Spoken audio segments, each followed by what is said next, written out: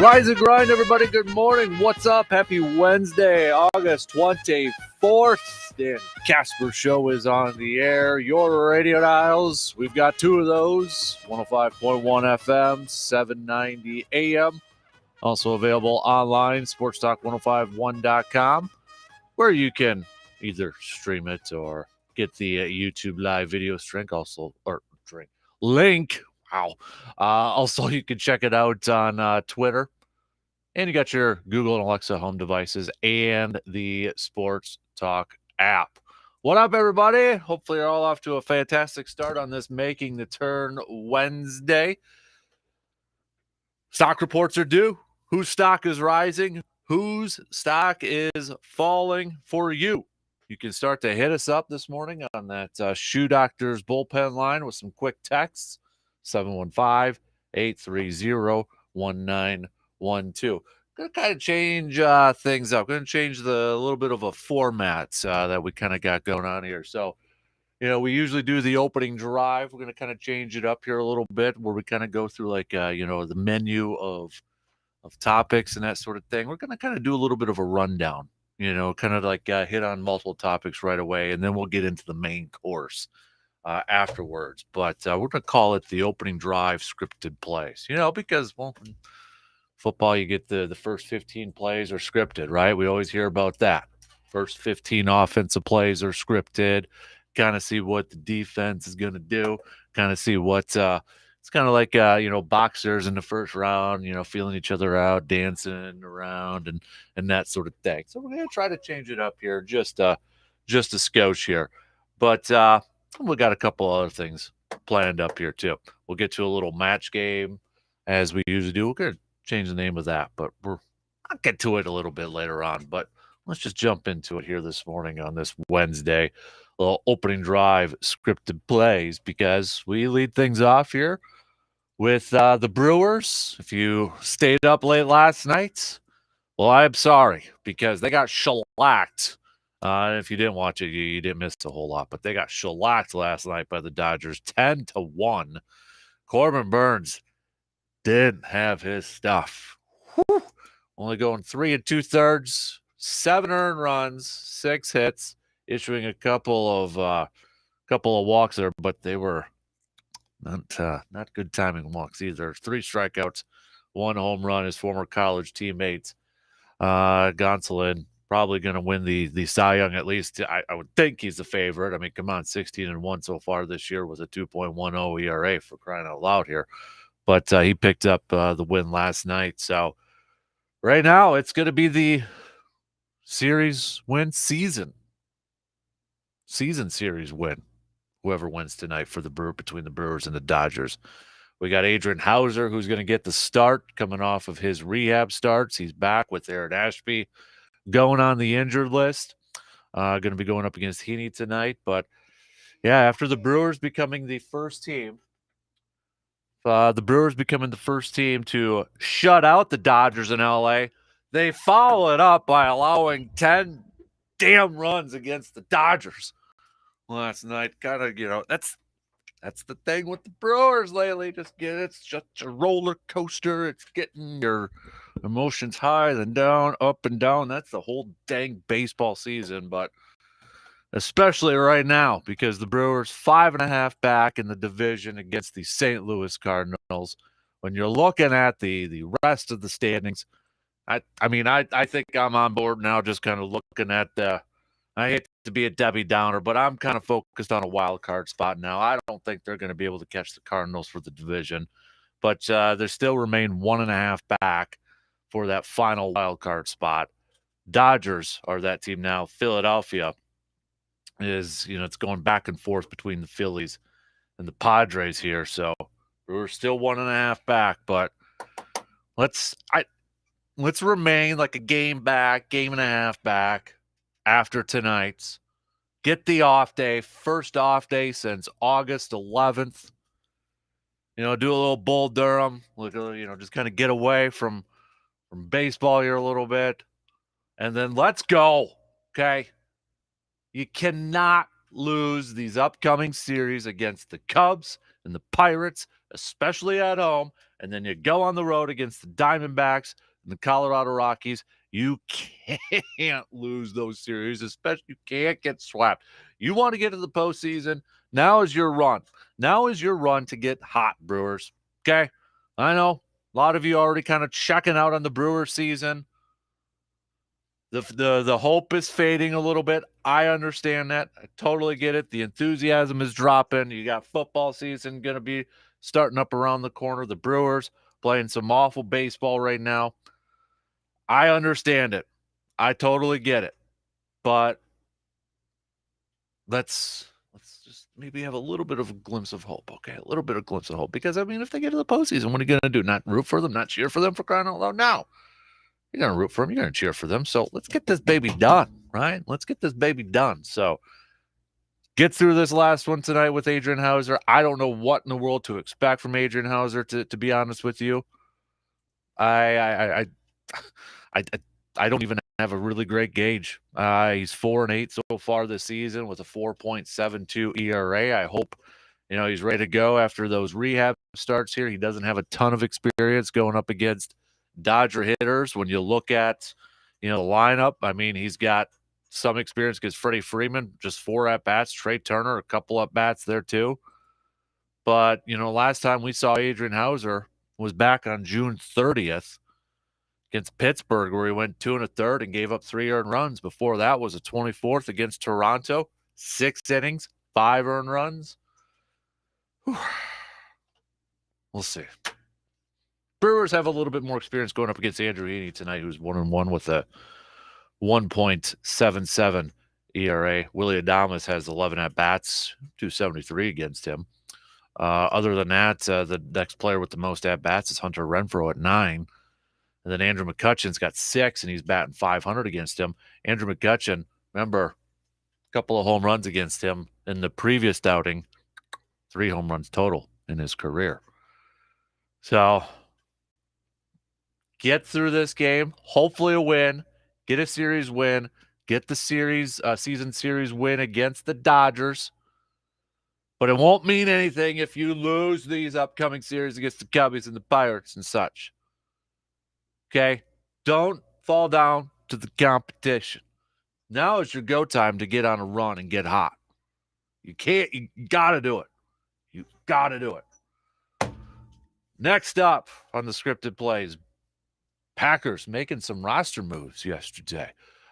So the Packers, first of all, trading former Badger Cole Van Lannon to the Jaguars for a conditional 7th-round pick. So remember yesterday, NFL teams had to get down to the rosters down to 80. So Packers doing a little bit of adjusting. They moved Cole Van Lannon, who's a Green Bay, and that's on the personal side of things, that's a downer, right? I mean, a Green Bay native, former Badger offensive lineman, playing for his hometown team, and, he gets shipped off to Jacksonville. But on a professional side of things, I think this clears the way for Caleb Jones to make the ball club. If the Packers decide to carry 10 offensive linemen, I think 9 are locks right now. When I look at the offensive line, I think 9 are locks for that opening day 53-man roster when we get to all the cuts next week. Bakhtiari, John Runyon Jr., Josh Myers, Royce Newman, Elton Jenkins, Josh Nijman, Zach Tom, Jake Hansen, Sean Ryan, and then those are the 9. They keep 10, which I think they will, with a little bit of, unless they feel really super duper confident about Elton Jenkins and David Bakhtiari in week 1, they keep 10. I think it's the youngster, the massive mountain, the 6'9" beast, Caleb Jones, who's had a pretty darn solid preseason and training camp so far. So,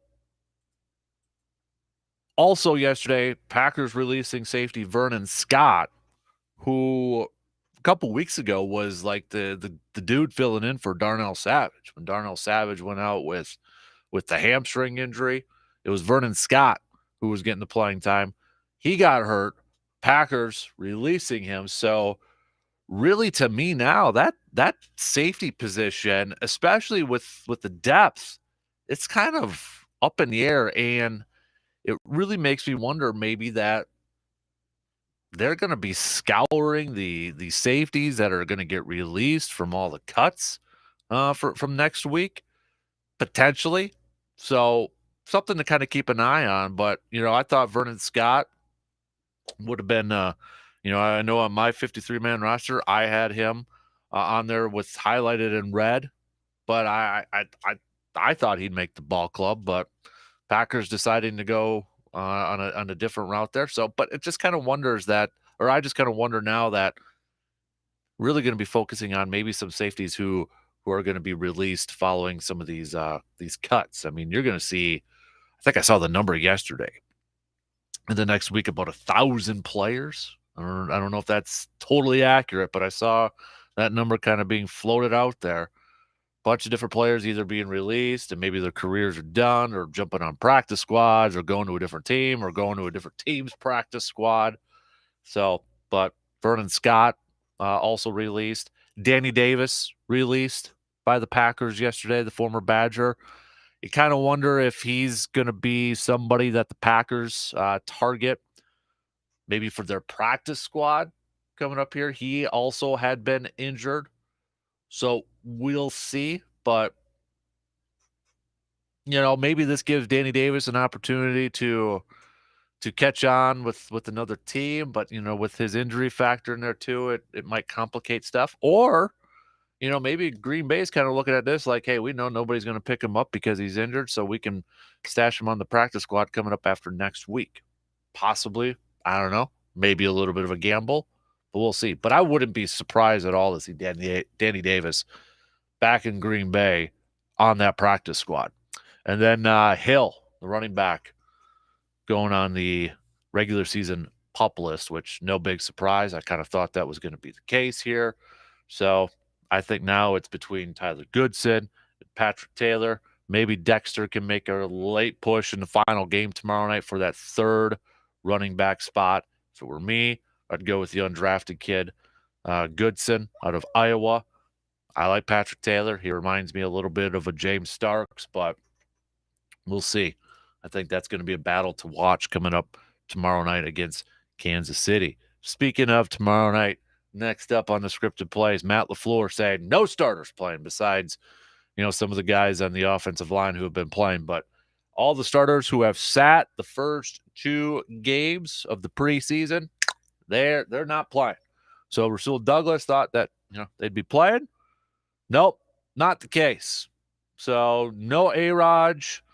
I call it A-Rod. I'm sorry, I cannot call Aaron Rodgers A-Rod. I know others do. I know his teammates do. I just can't. I can't do it. So no Aaron Rodgers, no Aaron Jones, no Rashawn Gary, no Kenny Clark, et cetera, et cetera, et cetera. Good move? Smart move? What are your thoughts on it now that we officially know? Hit me up with some texts or some tweets on Twitter at DANKASPER, Facebook.com/Kasper Sports. Matt LaFleur yesterday kind of saying the risk doesn't outweigh the reward. It's a little back and forth right there, but I'm not too surprised on it. I'm really not.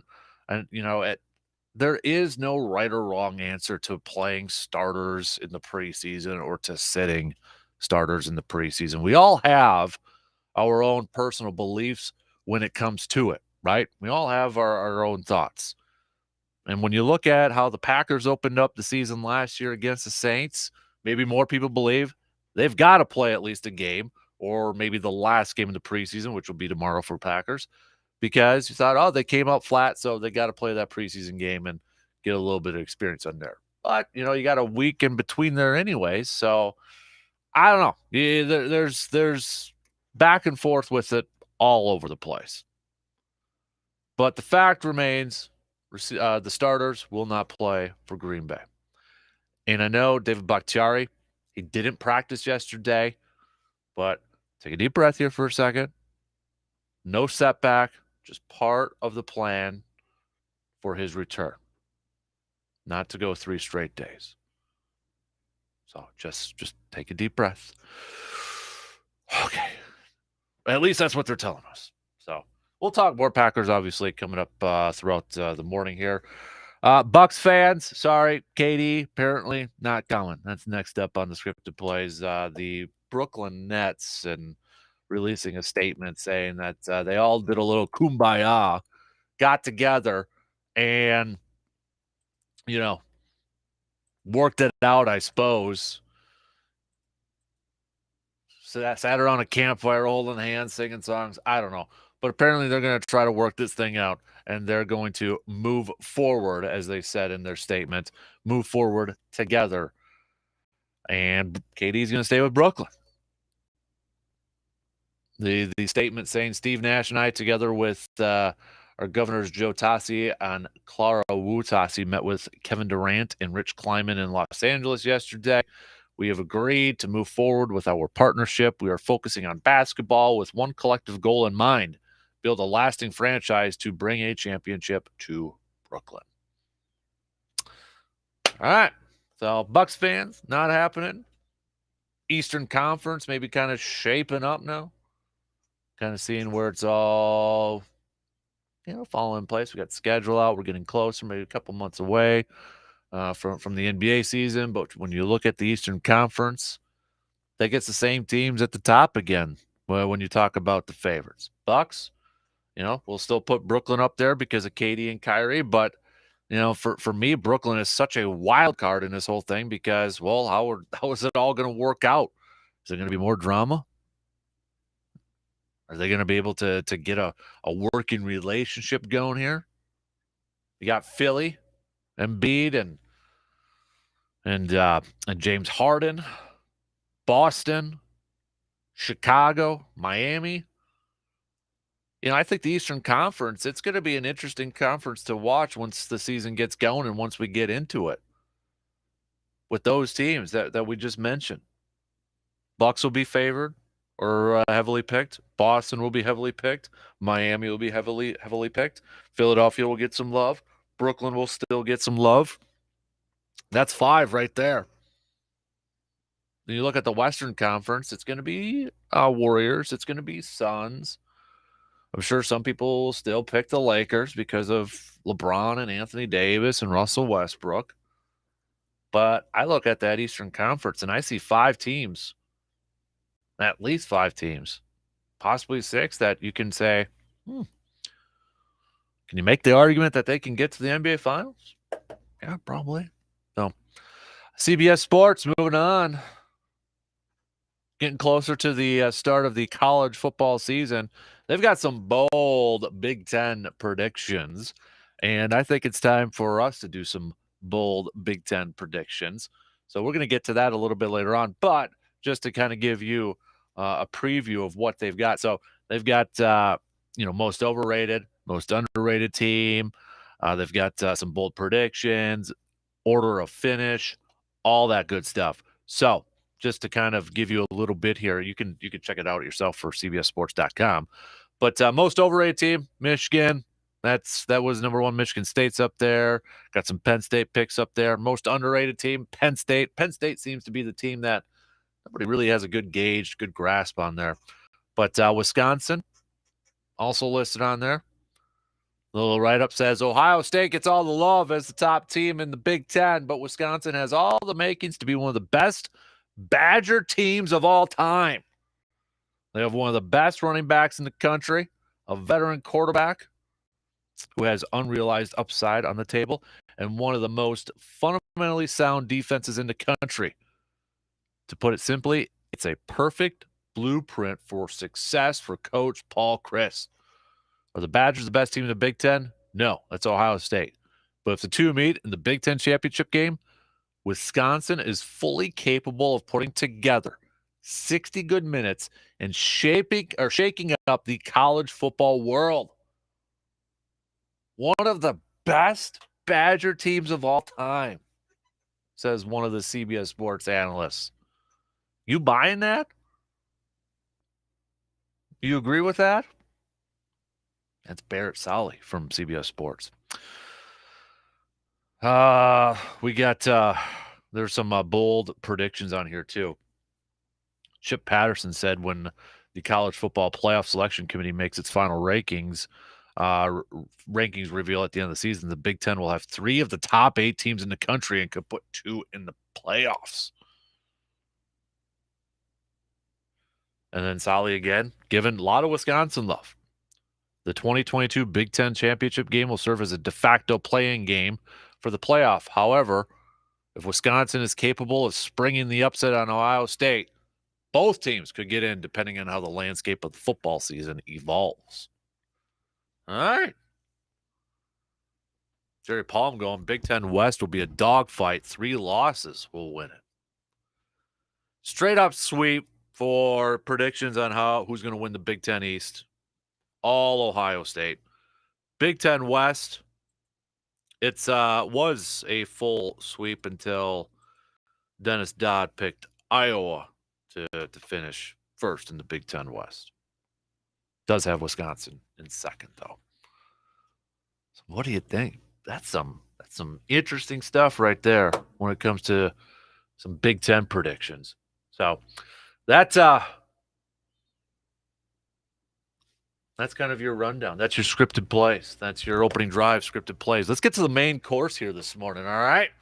So going to kind of do a couple of things. We're going to do 2 main courses here because I want to see where the conversation's flowing. So our question of the day, though, too, kind of our nation question of the day is, do you agree with Matt LaFleur's stance on not playing the starters for this final preseason game?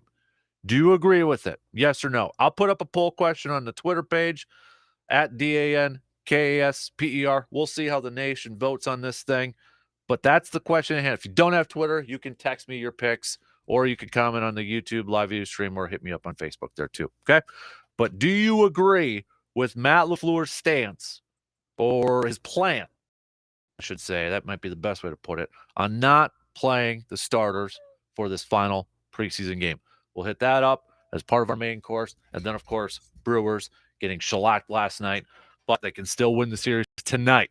How much confidence do you have in Adrian Hauser for that start tonight? Hit me up with some thoughts. 715-830-1912. We'll take that first break. Coming up, the main course. Throw in some Brewers. Throw in some Packers talk after these quick words.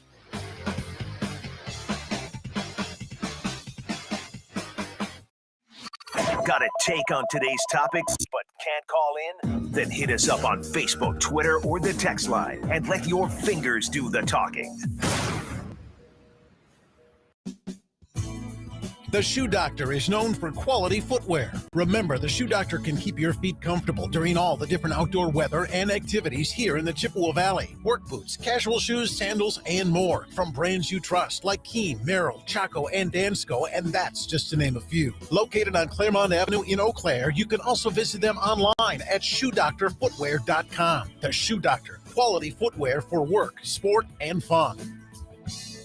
Are you up all night tossing and turning over your business's unsuccessful online marketing strategies? Midwest Family Eau Claire's digital team can be the warm glass of milk and cozy blanket that ensure a restful, worryless night's sleep. Let our team at Midwest Family Eau Claire turn your business's digital presence into profit. Go to MidwestFamilyEauClaire.com today and find out how our integrated marketing solutions take the complexity of digital marketing out of your busy hands. MidwestFamilyEauClaire.com. Insulin, penicillin, the heart transplant. All of these medical breakthroughs were thanks to research. Research made possible with the help of volunteers. That's where you come in. The All of Us Research Program is asking for people from across the U.S. to share their unique health information.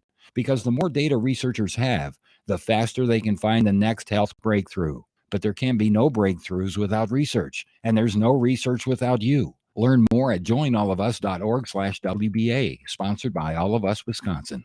Fantasy football season is upon us. So the question is, who's number one on your draft board this year? Is it that stud running back, that MVP quarterback? Well, I'll let you in on a secret. My draft board, it consists of players named Aaron, Matt, Ben, and Jason. Anyone from the Carpet City Flooring Center team. Because when it comes to getting that new floor in your home, don't live in that fantasy world. Work with the best and the most consistent winner there is. That's Carpet City Flooring Center. The entire team there will become the best teammates you could hope for. And I know this from my own experiences. So if you're thinking about getting that new floor in your home, your office, your man cave, bedroom, or wherever, stop fantasizing about that new floor. Just make it a reality with the best team in the biz. It's Carpet City Flooring Center right here in Eau Claire. So rip up those mock draft boards. There's only one place you need to go when it comes to all of your flooring needs. Visit Carpet City Flooring Center for yourself today at 3109 East Hamilton Avenue in Eau Claire. Hi, this is Matt LePay, voice of Badgers football and basketball.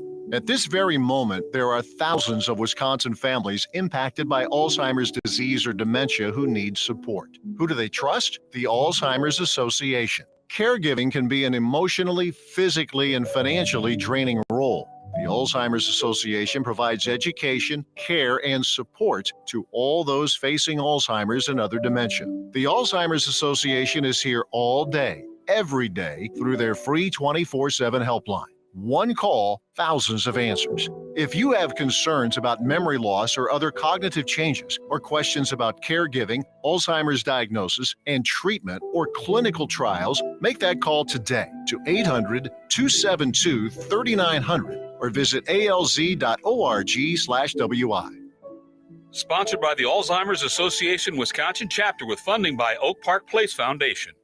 Fall is fast approaching. Football, leaves falling, cooler nights and mornings, and hunting season. It's time to get ready for hunting season, people. You've waited all winter, spring, and summer for this. And Tilden Gun has been waiting for you. You looking for a shotgun for turkey, duck, or bird hunting? How about a new rifle for deer or bear hunting? Tilden Gun has the best selection in the area and at the best prices. Tilden Gun is your best spot to get ready for the upcoming 2022 hunting season. I know from experience. I've gotten my new turkey shotgun and my new deer rifle from Tilden Gun. And I ain't kidding when I said it was the best price that I found. And you want to talk about the selection? Tilden Gun easily had the best selection of firearms. I can't tell you how many people have told me that Tilden Gun was the only place that could find the certain firearm they were looking for. So what the heck are you waiting for? Visit tildengun.com to look for your new hunting firearm today. The latest sports news, scores, opinion, and commentary. If that's not enough, you should seek professional help. The Dan Kasper Show.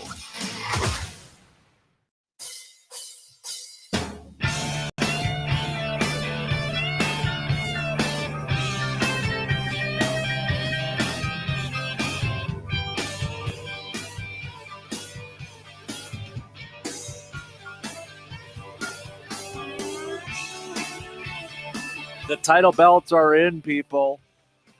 Second annual Kasper Classic title belts are in. I posted them up on my Facebook page and on the Twitter page, so you can check it out up there. Surveyor's already seen them. G-Man's already seen them. They're in, baby. So, second annual Kasper Classic, just a couple of days away. Princeton Valley Golf Course. Looking forward to it. If you're not golfing, but you got some time and you want to hang out with a good group of people, hit us up. We'll be there. I'll be there. We'll doing the morning show and such, and I'll be there all day. I'll be a part of the 10:30 tea time group. But be a lot of fun raising some money for Backyard Dreams. And big thanks. We're actually WEAU 13 News. Hello, Wisconsin reached out. They're going to do some live shots from the golf course and while we're doing the show over there too in the early morning. So I'm gonna have to. I got a haircut, but it's really close and I don't like it. So if you're watching the video feed, I had to put a hat on. I can't. I just look weird with this short haircut. Sorry, honey. My wife cut it, but a little too short. So I got to wear the hat on. So I got to make sure I look good in that. But anyway, it's going to be a lot of fun coming up here Friday. So our DK Benchwarmer question of the day. We've got, do you agree with not playing the Packers starters for this preseason? Let's see how the nation votes. And so far, it is 50-50. No big surprise. But on Twitter, we're kind of going through some of the responses here. At Benny T68, Coach Matt LaFleur is spot on with the risk outweighing the reward. Last year, the first game had no impact on the season. 2015 preseason, Jordy tears ACL, has big effect on his career in the Packers. The players are routinely, training and have been practicing for a month. We got the Living a Dream Jeff. Good morning, Dan. My feelings about the starters not playing preseason are that if they come out flat against the Vikings next year, they should play at some point. I understand the injury concern in a meaningless game, but I believe that the players get a better sense of real game play versus practice. The guys last year didn't look like they were in game shape until week 3. Just my opinion. Living a Dream Jeff. I agree with Benny on Twitter. And Matt LaFleur highlighted it, or at least touched on it a little bit in his pregame presser. We focus on that Saints game last year. We hyper focus on that game, but it didn't stop Green Bay from finishing the season as the number one overall seed in the postseason. Did not playing in the preseason have an effect in the postseason? I don't think so. So I agree. And I've had a change of heart over the last couple of years. I thought starters should play a little bit in the preseason. I thought they should get some work in. But I've changed my tune for the last over the last couple of years. And maybe it had something to do with the Nelson injury. I don't know. But, at that point when Nelson got hurt, I think I was still on they still got to play preseason. I mean, injuries are a part of the game. They're going to happen, et cetera, et cetera. But I've changed it a little bit. And I'm okay with the starters, with the main starters not playing in the regular season. Or, excuse me, in the postseason. I want them to play in the regular season. But I'm okay with this. I agree. I agree with LaFleur. I agree with I already forgot Benny at Benny T68 on Twitter. I think the exact quote from Matt LaFleur yesterday was that just the risk versus reward, knowing it's a long season, having 17 games, and early on we get stressed with travel. So I don't think, for as much as we still talk about how they looked in that Saints game, did it have an effect on the entire regular season? No. They still finished with the 1 seed. Choked in the playoffs. Couldn't take advantage of it. That one game didn't have that big of an effect. And that's just my opinion. That's just my thoughts. Now I'm sure, like Living a Dream Jeff said, that if they come out and lay an egg, against the Vikings. It'll be talked about again. It'll be brought up a little bit more. Aaron Rodgers will probably downplay it. LaFleur will probably downplay it a little bit more, but it'll be brought up again next year at this time.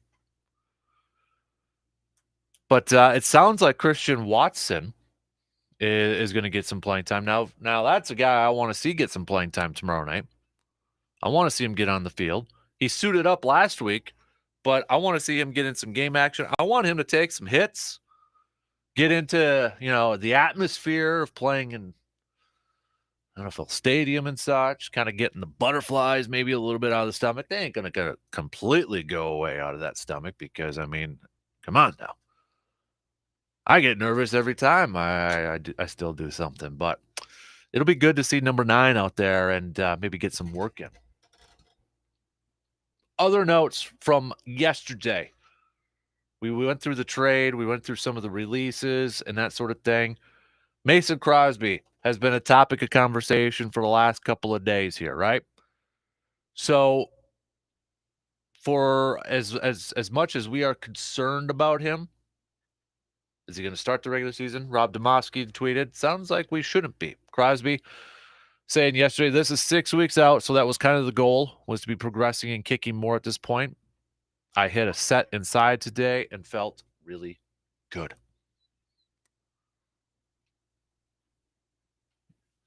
So I still feel like number 2 is going to be the opening day kicker. Now, when it comes down to the 53-man roster, could they carry 2 kickers into the season just to protect themselves? I know they brought in a lot of kickers for workouts the other day, but could they keep their guy right now and go into the season with 2 just in case, just to protect themselves? That wouldn't surprise me too much. That wouldn't really surprise me too much. Now it's going to take away from another spot, obviously. Maybe it's another offensive lineman, maybe it's another safety or corner or whatever it would be. But if you want to protect yourself, maybe that's the route to go, at least until Mason can get through the first game of the regular season and come out of it healthy. But maybe I think we're all going to be concerned until we actually see Mason off the PUP list and maybe see him with some live action and going out there and kicking the football and getting those clips of him kicking the football. You know what I mean? So, but Tyler Davis, the tight end, probably had his best day of camp yesterday, it sounds like. Made some tough catches, made some great catches, it sounds like. Made some good plays. So, hey, his arrow's trending upward, but he's got to do it in a game now. After hearing Matt LaFleur kind of, still sing his praises, I didn't have Tyler Davis on my 53, but I'm trying not to overreact to the situation or overreact to the minute or the moment, excuse me. But, man, I'd probably put him back on there now. But I want to see it in a game, okay? I want to see it this preseason. So when I look at it for the game tomorrow, and we'll probably hit it up in more detail tomorrow, but Tyler Davis is one of those guys that has to have a standout game to really solidify his spot on the roster, to really, secure that spot. Tyler Davis is on that short list. We can go through some other guys, wide receivers. Is it Juwan Winfrey? Is it Amari Rogers? We'll hit that up probably tomorrow. But give you a little bit of a homework assignment to think about. Come up with that list of players that you think are really going to have a standout game to win a job. Guys that are going to have to go out there and make some plays. Put something on the tape. Put something on the film that will help them secure that job. I think Tyler Davis is in that boat. So great that he had an awesome practice yesterday. But if you follow it up with a lackluster game again and,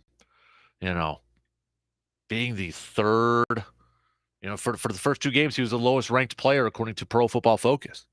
Now, is that the tell-all? Probably not. But, I mean, if you do that again, you really have to question, is it worth keeping a roster spot?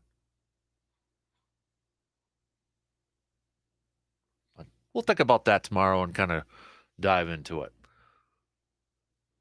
But the bench warmer question of the day.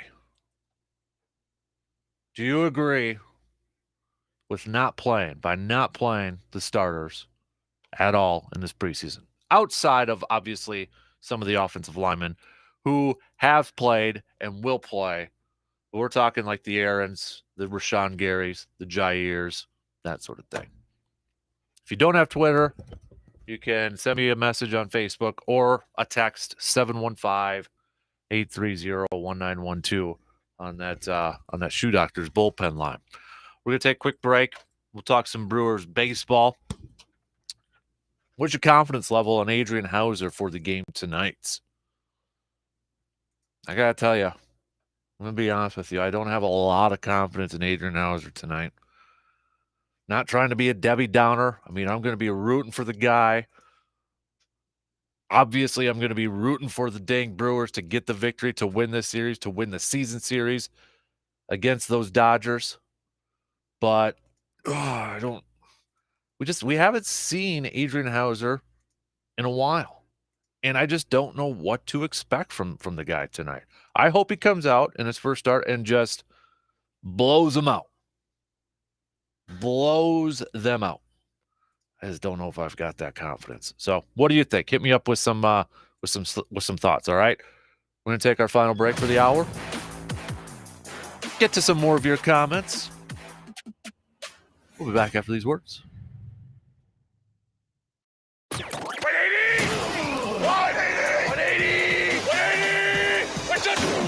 The Dan Kasper Show will be right back.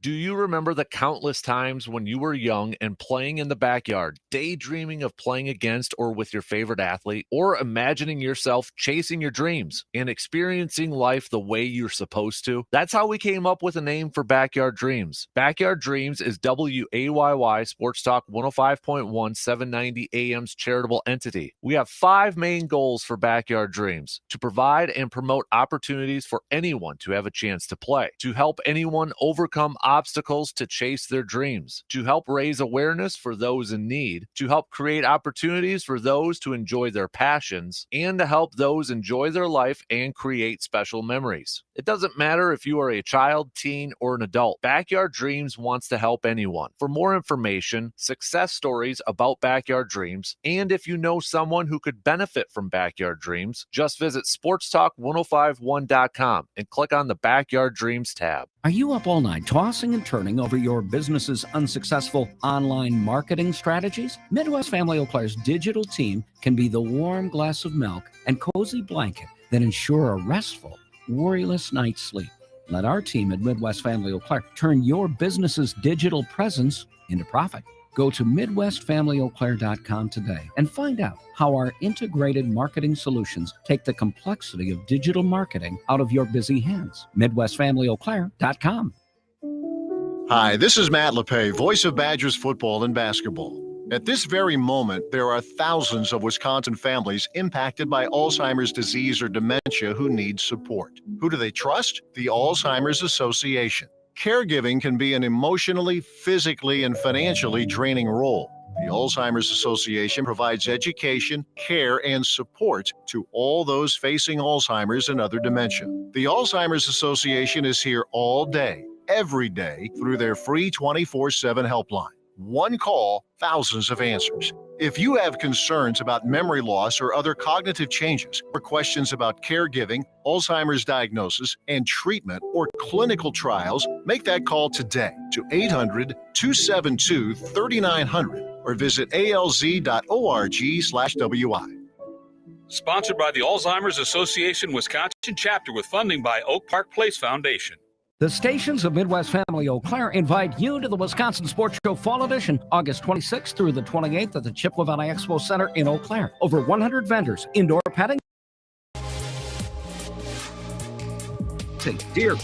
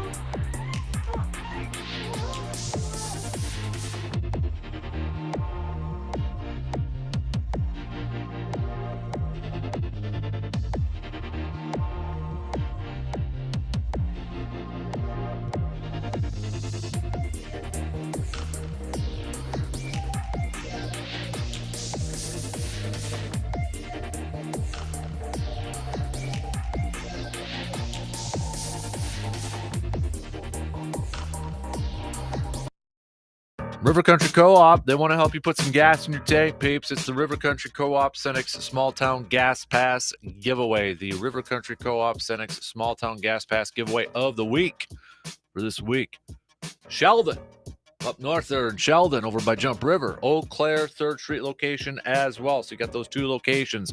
All you got to do is stop on in at the Sheldon and the Eau Claire 3rd Street locations only to register to win a $50 gas card. No purchase necessary, so don't miss out on your chance to win some free gas, people. Get to these River Country Co-op Cenex stores now to enter.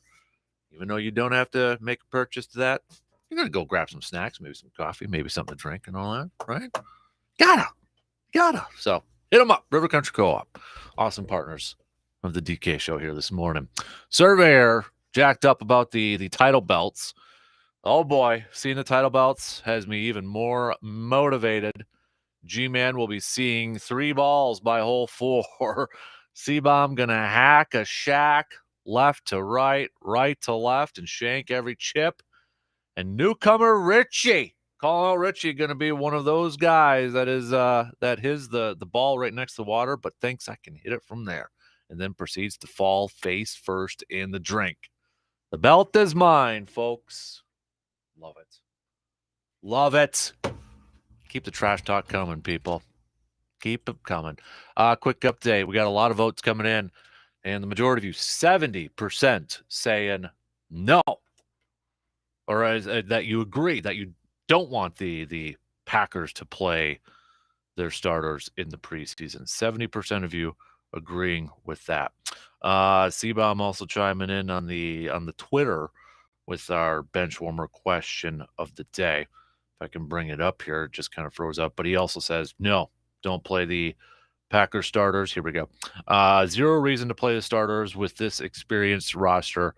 We aren't the Jets. So, all right, there you go. So, Brewers, we'll get back to some more Packers chat as well. But we're going to hit up some Brewers here to close up the first hour of the program. Brewers falling flat on their face last night with Corbin Burnes on the mound. 10-1. Corbin obviously didn't have his stuff. His former college teammate, Tyler Gonsolin, who's probably going to win the Cy Young, I would think, with a 16-1 record, 2.1 ERA. But 10-1 victory after the Brewers became the first team to shut out the Dodgers the night before. They followed that up by allowing 10 runs, giving up 10 runs. So Brewers now 5.5 back in the division against the Cardinals. They still remain 1.5 back from the last wild card spot. This time it's the Padres, but we'll see if the Brewers can win this series against the Dodgers tonight. Now, if you're looking at your schedules, they pushed it back by about 5 minutes. Got that email a couple nights ago from the Brewers that they're pushing it back about 5 minutes. So first pitch is going to be 8:05 tonight. So if you're looking at the schedule, and it's like at 8 o'clock. It's like what's going on? They're not playing yet. It's like 5 minutes. They're adjusting it by. So, but Adrian Hauser on the mound for the Brew Crew tonight. So where's your confidence? Where's your confidence? What do you think? Do you have any in him? I don't. I mean, I hope he goes out there and he wheels and deals. Okay? I hope he goes out there, throws 6-7 innings, and just shuts down the Dodgers.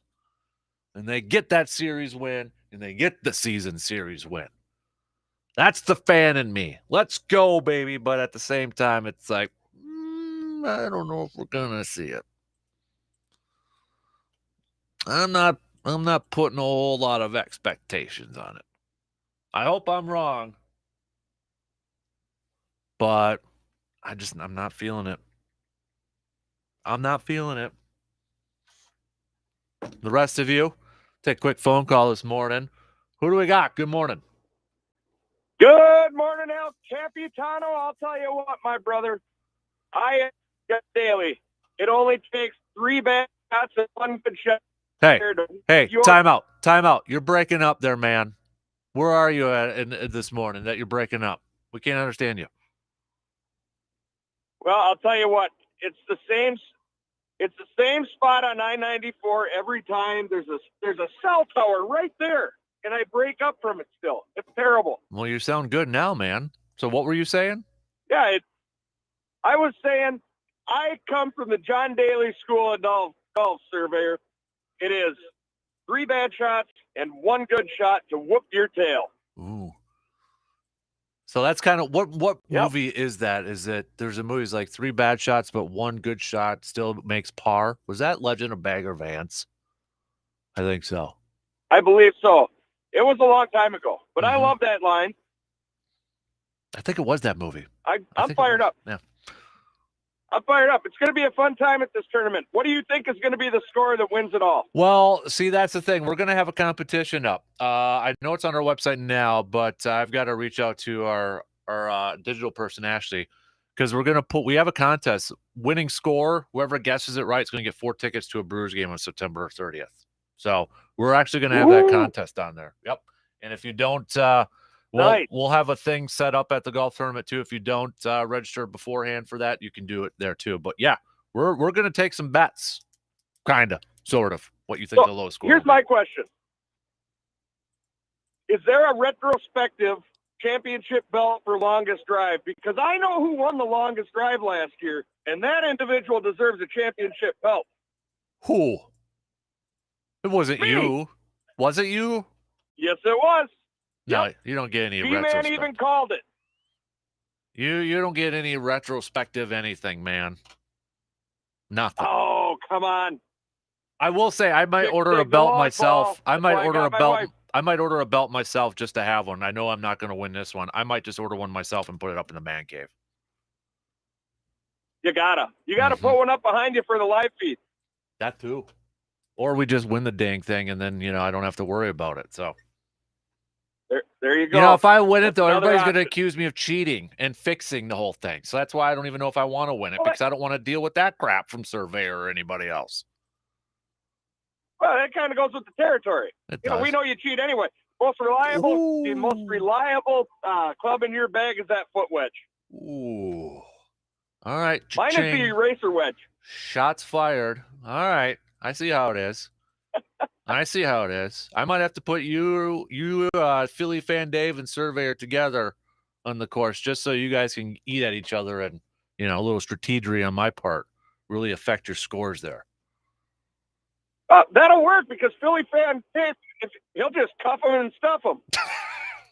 Then we'll put the Honorable Travis from A-Town with you, too, and then we got it all covered.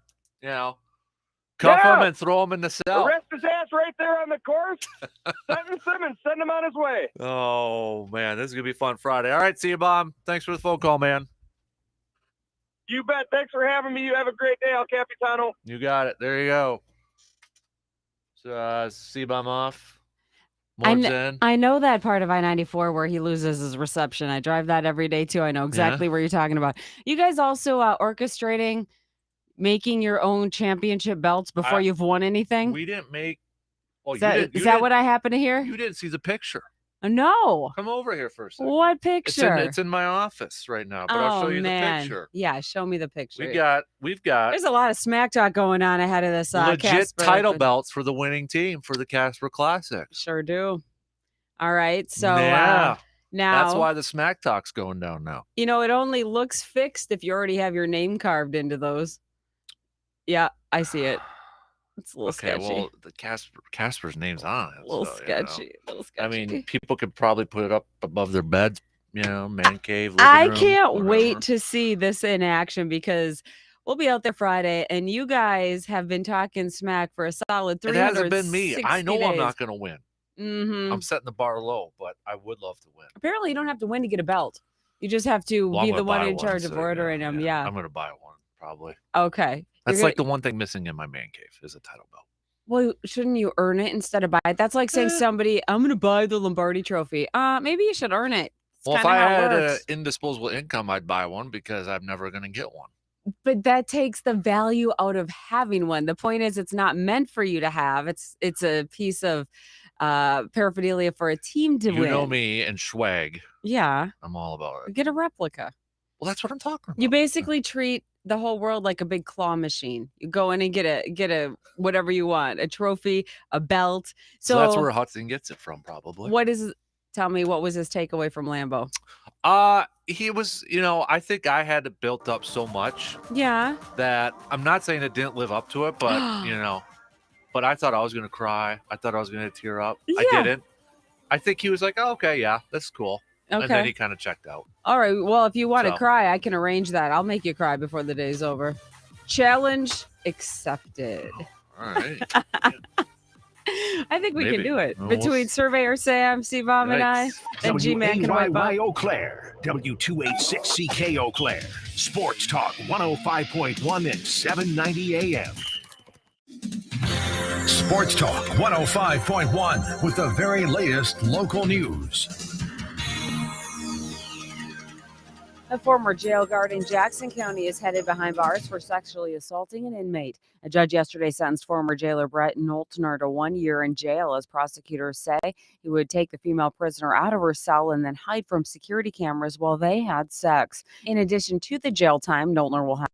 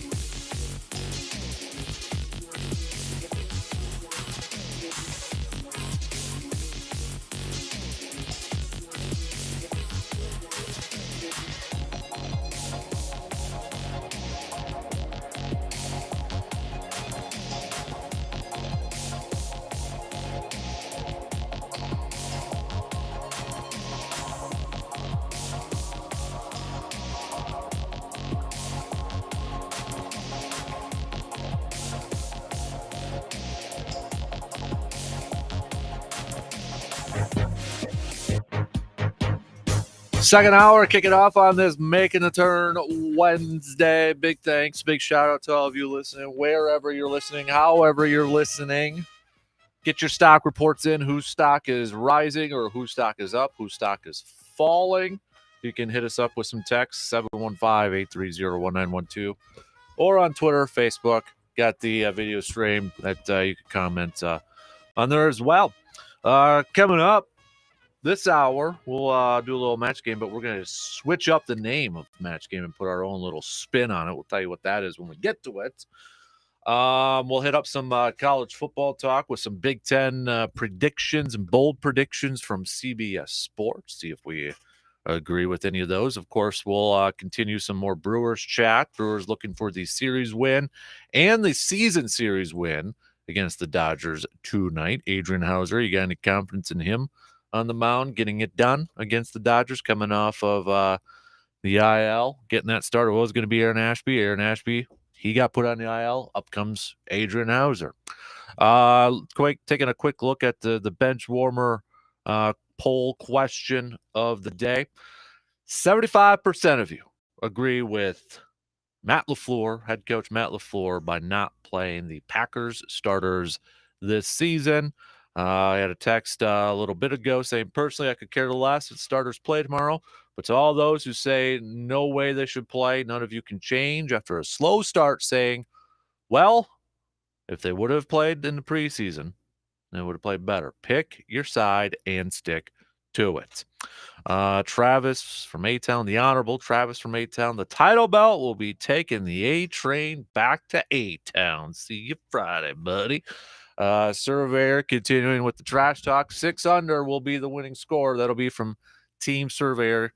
Surveyor also calling out C-Bomb, saying he's out driving you this year in the long drive. So keep the trash talk coming. We might have to have a trash talk off, kind of talk off there sort of thing. But let's do some sports nuggets of the day. Not a whole lot to get to here. 2007, the NFL suspended quarterback Michael Vick for his involvement in dogfighting. But I just saw this kind of pop up on the social media and stuff. Len Dawson, former Kansas City Chiefs quarterback, Pro Football Hall of Famer, passing away at the age of 87. Super Bowl champion, Super Bowl IV, Super Bowl MVP, Super Bowl IV, NFL Man of the Year in 1973. He lost Super Bowl I against the Packers.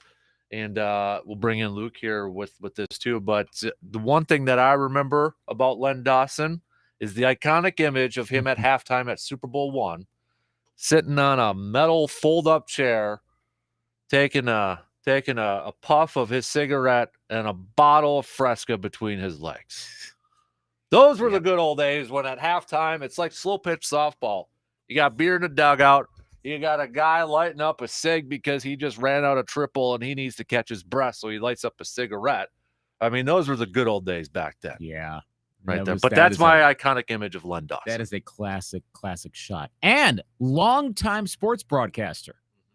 Not entirely well known if you're not in the Kansas City area. He was like the main sports anchor at one of the TV stations in Kansas City for was it 3 decades or so? Yeah. I mean, long time. He was basically the Bob Gallagher of Kansas City, or the Bob Bradovich of Kansas City, depending on which Bob you want to choose. He was that, but longer. And remember, he didn't start his career with Kansas City either. No. He started, can you name, do you know the answer? I don't, but he actually started his career, before he went to Kansas City, he played on 3 different teams. Can you name them? I can't, actually. Pittsburgh, his first 3 years.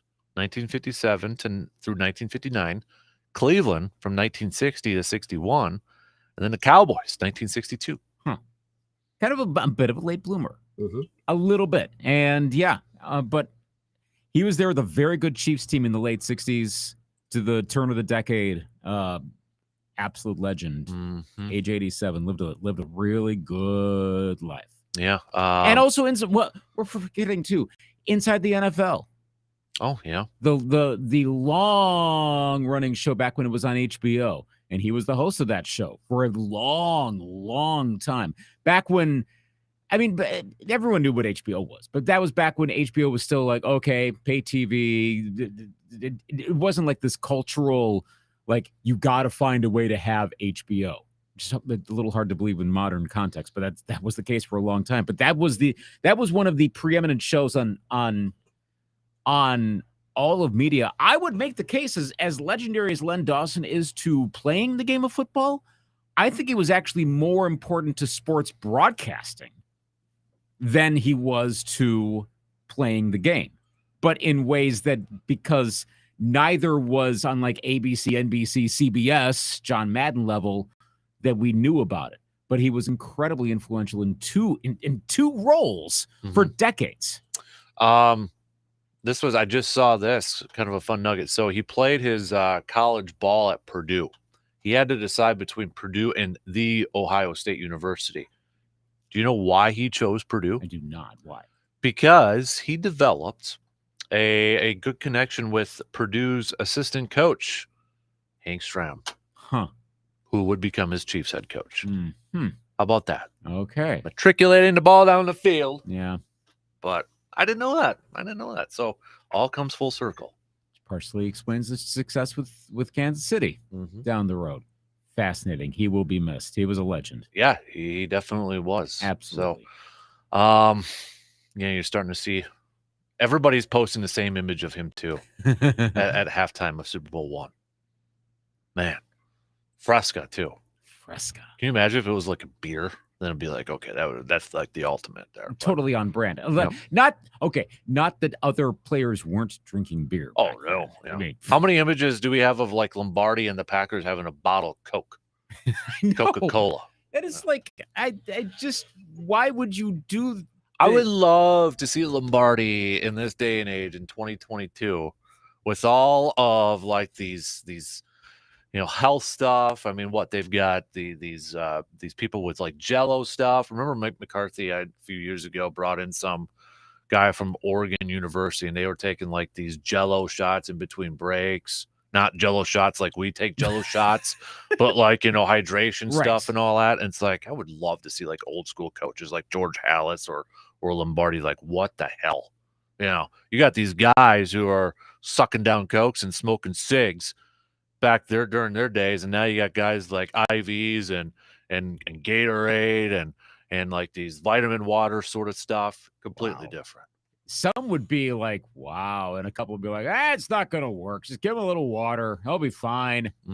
Get out there. That's, It's kind of like my back in the day. Like I hated water. I wouldn't drink water. If I was, sucking down wind, give me a Mountain Dew or something like that. I cannot believe you'd have a carbonated beverage while trying to do athletics. Like that was me, man.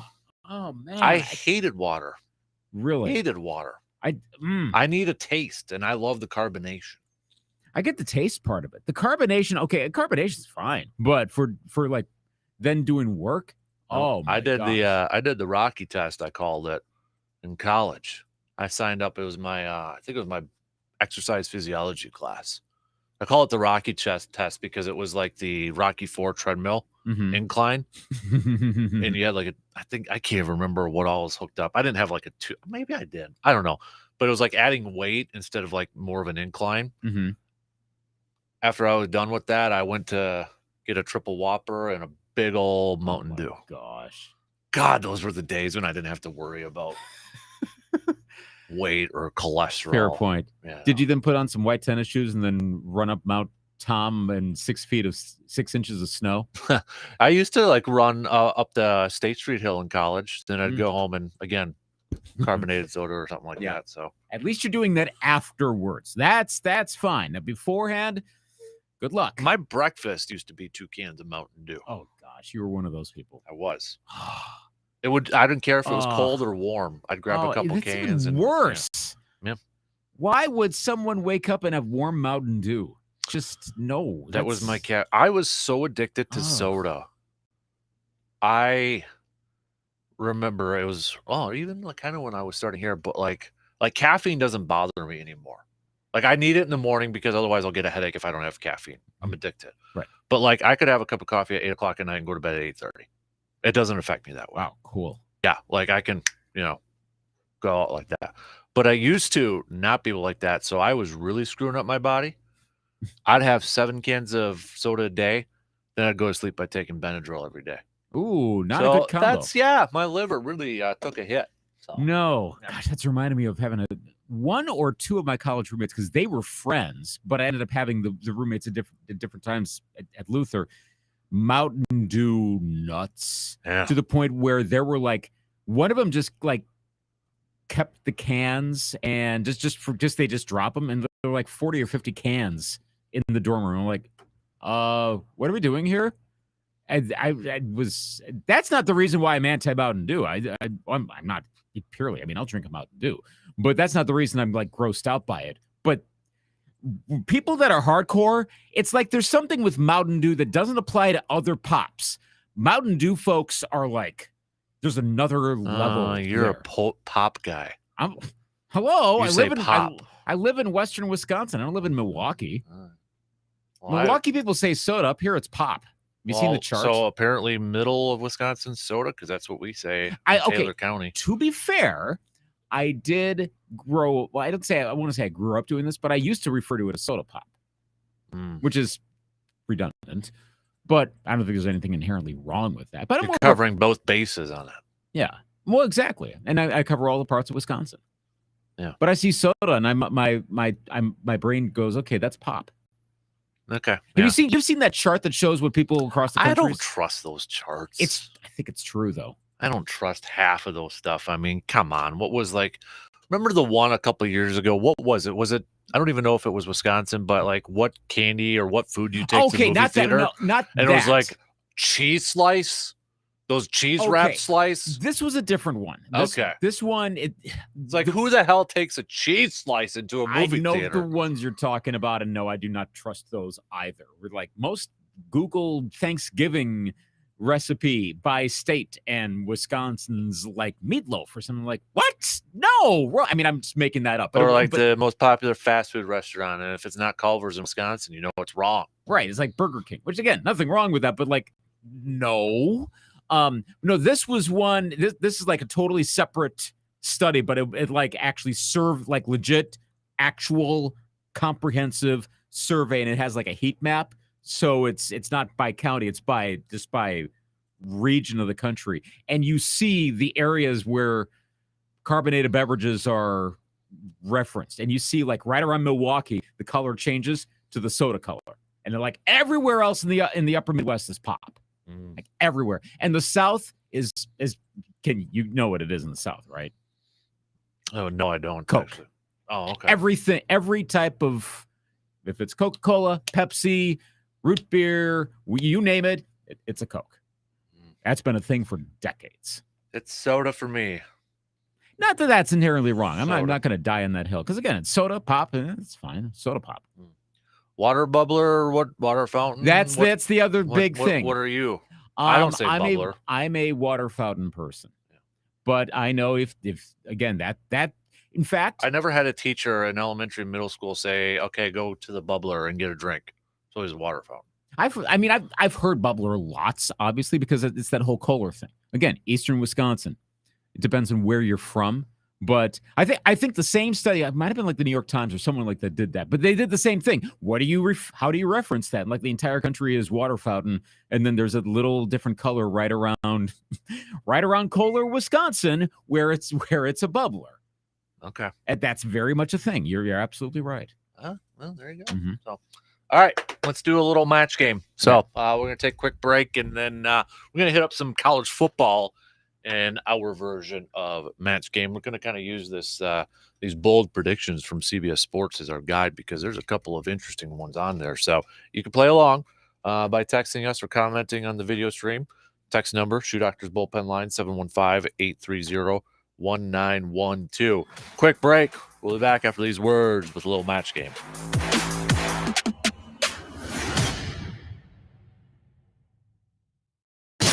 You're listening to The Dan Kasper Show.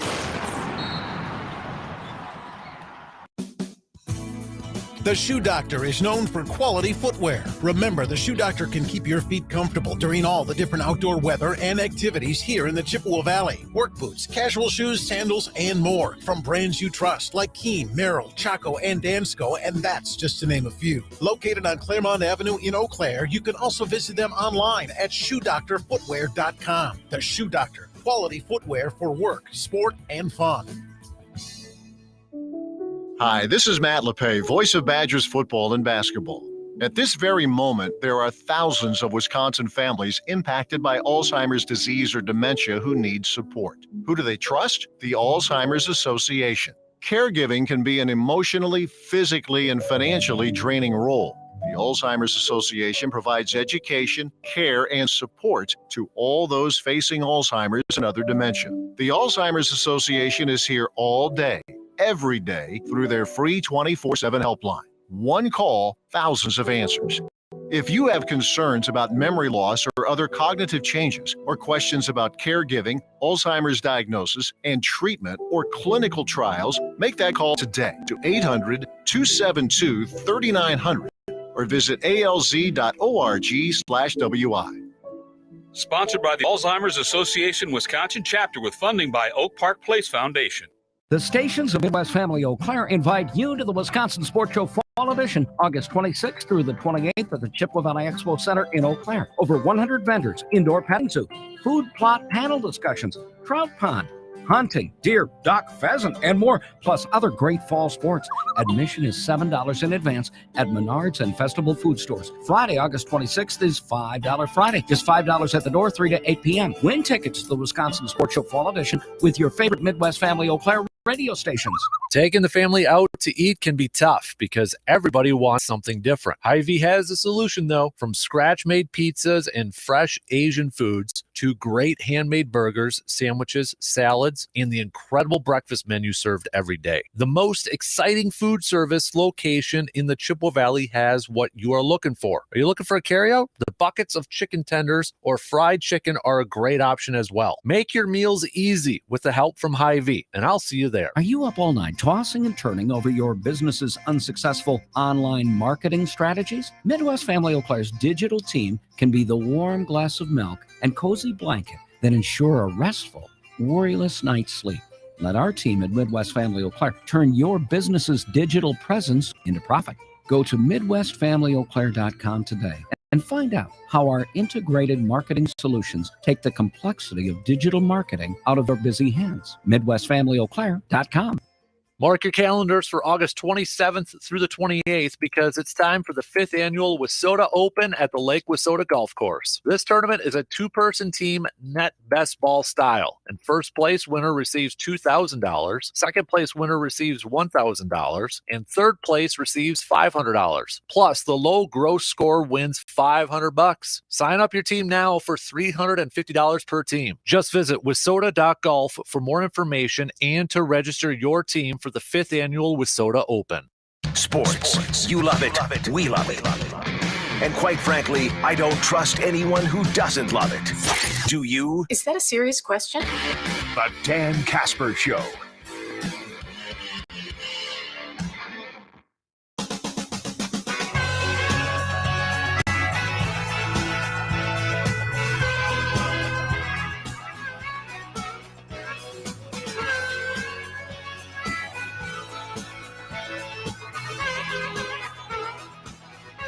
The second annual Kasper Classic wouldn't be possible without our amazing partners. First and foremost, Princeton Valley Golf Course for allowing us goofballs to be out there and having a good day, a fun time out there.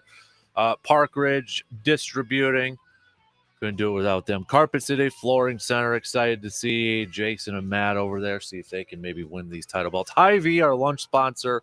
They've got some Dan Good burgers and 3 different kinds of brats that they're going to be grilling on site. Luke, you won't go hungry.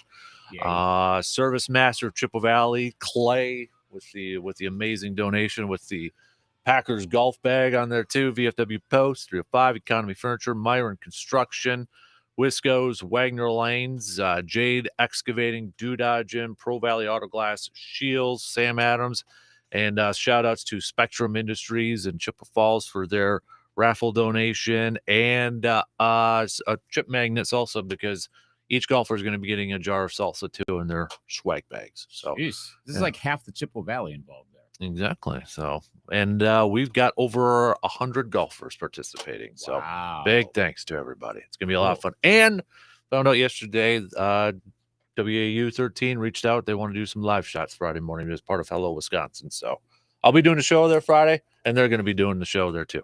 Not the whole show, but their morning reporter. Also, you're open to live golfers as well. Yes. Yep. If they want to participate, it's okay. I got the title belt, one of the title belts draped over my shoulder now. If you want to see it on the video feed, but that's all they would be able to get. I can't guarantee you $500 million. So, I know we're not appealing to those people over there for live golf. So all participants get a minimum $2 million for taking part in the Dan Kasper class. I'm kind of going back and forth on this too, because Brandon and I kind of, off the cuff here a little bit, we're going to wear jerseys to this thing. Okay. Really? Yeah. So like I'm going back and forth between a basketball jersey, Space Jam, or the Shaq Orlando Magic one. But then I'm like, do I bust out what's hanging up on the wall in here? The good old early 2000s, but it was probably made in the 80s. Medford Golf Polo. Oh boy. I would think, given that it is a golf event, that you do. Yeah. Okay. Now that you're mentioning that, I think I'm gonna have to pull out one of my handful of jerseys. I might break out the Paul Mall. And I'm not golfing. I'm just gonna be on one of the holes doing one of those like. What hole am I on? You're gonna be on hole 8. That's right. It's gonna be at that hole. A lot of people don't know what's going on. Let's break it down here for a few of these things here. Let's break it down scientifically. Yeah. So hole 8, par 3, is gonna be a hole-in-one challenge for a grill. But the thing is, it's gonna be a big cup. Ooh. So big cup means, in case you don't know, hole's gonna be bigger. So your chances of actually getting it increases. Okay. So big cup hole. All right. Got that one over there. Cool. So look for the powder blue Paul Molitor jersey, and that's me. Okay. I got to see if I actually fit in that polo anymore. I mean, I was like $165 in high school. I'm a little bit more than that now. I'll have to see. Could be an issue. And it's like, I mean, it's not the moisture wickening polos that we've got these days. So it might be a little warm. Takes out 0.035% more sweat than prior editions. Yeah, I mean, this is so old school. I could probably find my old golf hat too in the storage somewhere. I mean, the logo is the two golf clubs like Cross and Bones. Like the skeleton. You know what I mean? Yeah. So, That's going to be It's awesome. the polo I'm wearing in my mugshot for the hole-in-one article.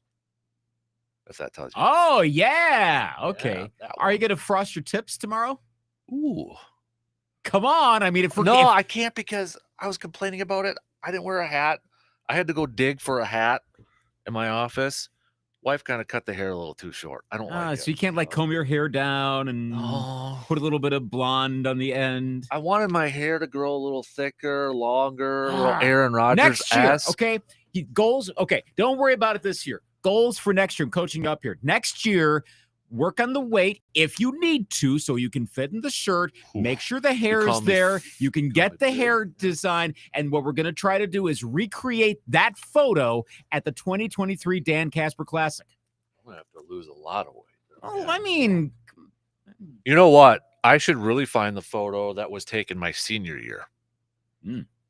Now, you think that one's bad? Junior year? I had the blonde hair more than frosted tips. Oh, that's right. Thicker hair.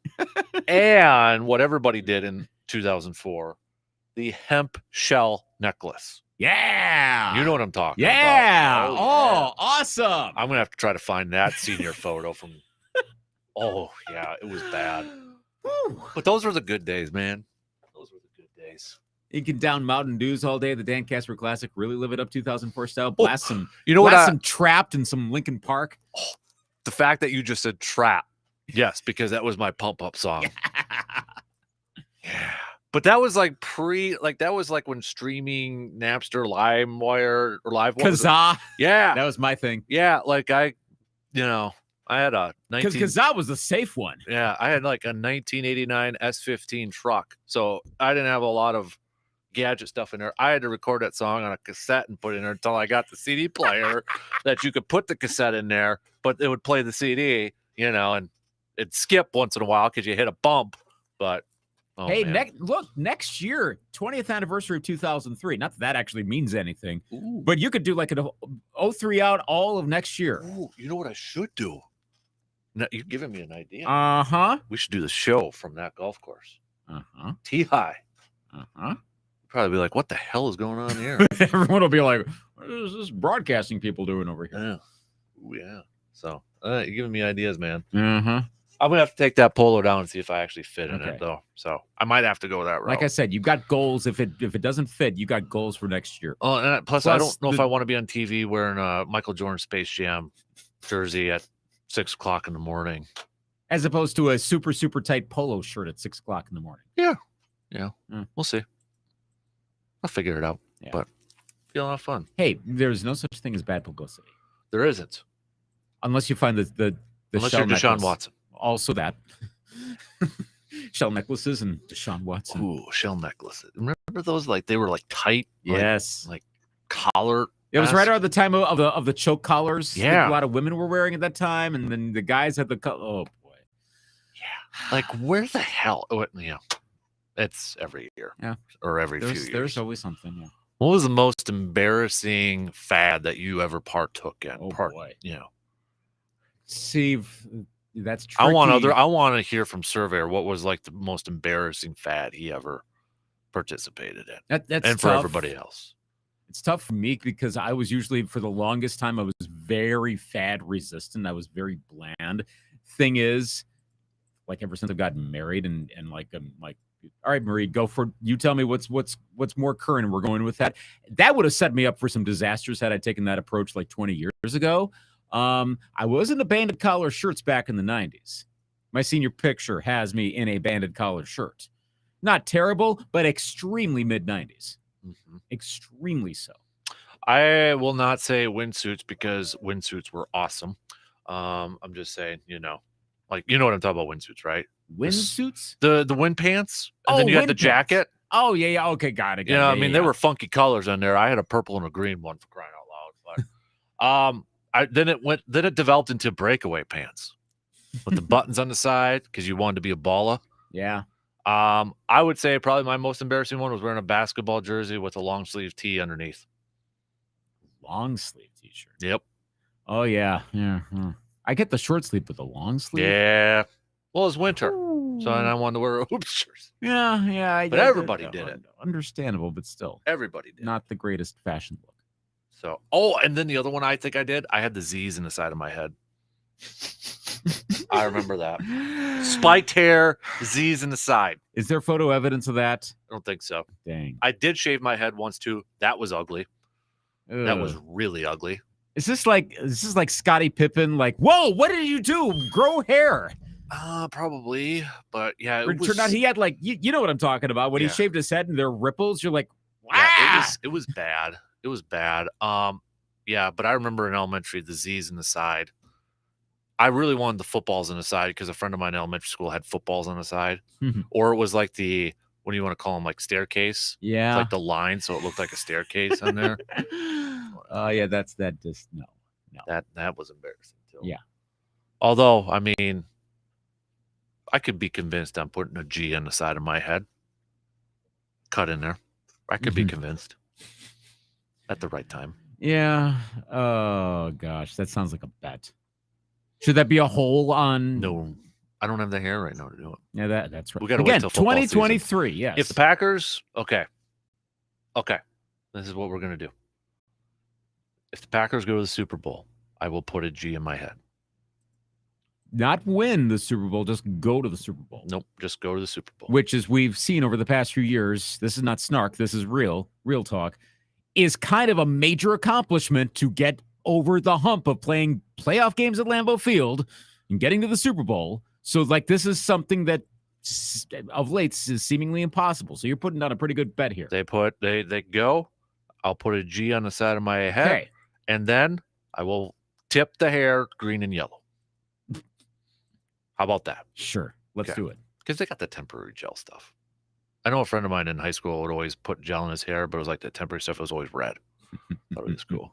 Nice. I think he might be. He lives in Eau Claire now, so I don't know if I can say his name. So. This is on. Somebody texted I had Michael Jordan's number shaved in the back of my head. That's awesome. Wow. That's awesome. Yeah, it's Jordan. I'll go with that. 2-3. Okay. Glad it was Jordan and not LeBron. Just saying. Do kids still do that? Do they still put? I have not seen any. I don't think I've seen it either. Clearly, unless it's like a bet. Fad update, by the way, the thing we're going to be talking about in like 20 years, like as much as styles seem to be derivative now, you're like, okay, what's actually new? Okay, I think it's safe to say in the last like 2 years, the whole like, they have your hair short around the sides and everything, but up on top, like this big mass of like curly hair that is kind of combed forward. It's like very 80s new wave band, but like everyone's got it now. Teenage boys got, if they're not doing mullets, which that's now the thing too. Why? But it is. But that's the fad. I think people in 20 years are going to be like, why do we have our hair like that? I see a ton of teenage boys, and when like my Facebook friends will be like, hey, my son's going off to 11th grade. I'm like, yep, there it is again. Bucket cut. Remember those? The bucket cut. Or the bowl cut. Excuse me, bowl cut. Put the bowl and it's like the sides are short. But then you had that, right? I did. Yeah. I didn't have the right hair for that. Mine's too thick. You need a little bit more wavy. Not a fan. So, like the Mahomes haircut that you were just talking about. Somebody just it's kind of in effect that's what it is. Mm-hmm. I think there's a little less towards the back. It's more front focused. It's almost like in a weird way, it's like a reverse mullet, which it's not a reverse mullet, but it's kind of like that. Mm-hmm. Seriously, back to the mullet thing. Again, people are going to regret this, but it was a story was it in QW, I think we had this the other day, that there's a couple stylists who were saying like 2-3 years ago, like maybe they'd have like one mullet a month. Now it's like 2-3 a week. And it's mainly teenage boys. Few older guys are getting it as well, but it's mainly teenage boys. Okay. They're going all out mullet now. Yeah, I know we're talking about the kid that won in Menominee, but the kid that won in Wausau, I played softball with his dad for a long time. Nice. Yeah. Nice. I remember when he was a little guy. Did he have a mullet back then? No, he didn't, but yeah, little guy. Yeah. I remember I went to a Packer game with his dad, and his dad put on a wig that was a mullet. Nice. Mm-hmm. He's probably not going to feel the pressure to actually grow a real mullet. Yep. If his kid can do that. Pretty ballsy. Wow. But nice. hey, if you can rock it, you can rock it. So sure. All right, let's do a little match game here. Come on, I pushed a button. Let's go, people. There you go. Crying out loud. Okay, quick intro there. We're gonna hit it up with some college football. So CBS Sports has some Big Ten predictions. You ready for some of these here? Go for it. So we've got they got a few writers on here. Barrett Sally is apparently pretty high on Wisconsin. Had this to say: Ohio State gets all the love as the top 10 in the Big Ten, or as a top team in the Big Ten, but Wisconsin has all of the makings to be one of the best Badger teams of all time. They have one of the best running backs in the country, a veteran quarterback who has unrealized upside on the table, and one of the most fundamentally sound defenses in the country. To put it simply, it's a perfect blueprint for success for Coach Paul Chris. Do you buy that this could be one of the best Badger football teams of all time? Wow. No, but it's not saying the Badgers are going to be bad. It's just one of the best of all time. But this is the first I've heard about this. Like a lot of love. Okay, I think I don't know if this is Sports Illustrated cover from a few years ago expectations, but I mean, yeah, that was not good. I'm not buying it, but I also have to admit there's local bias.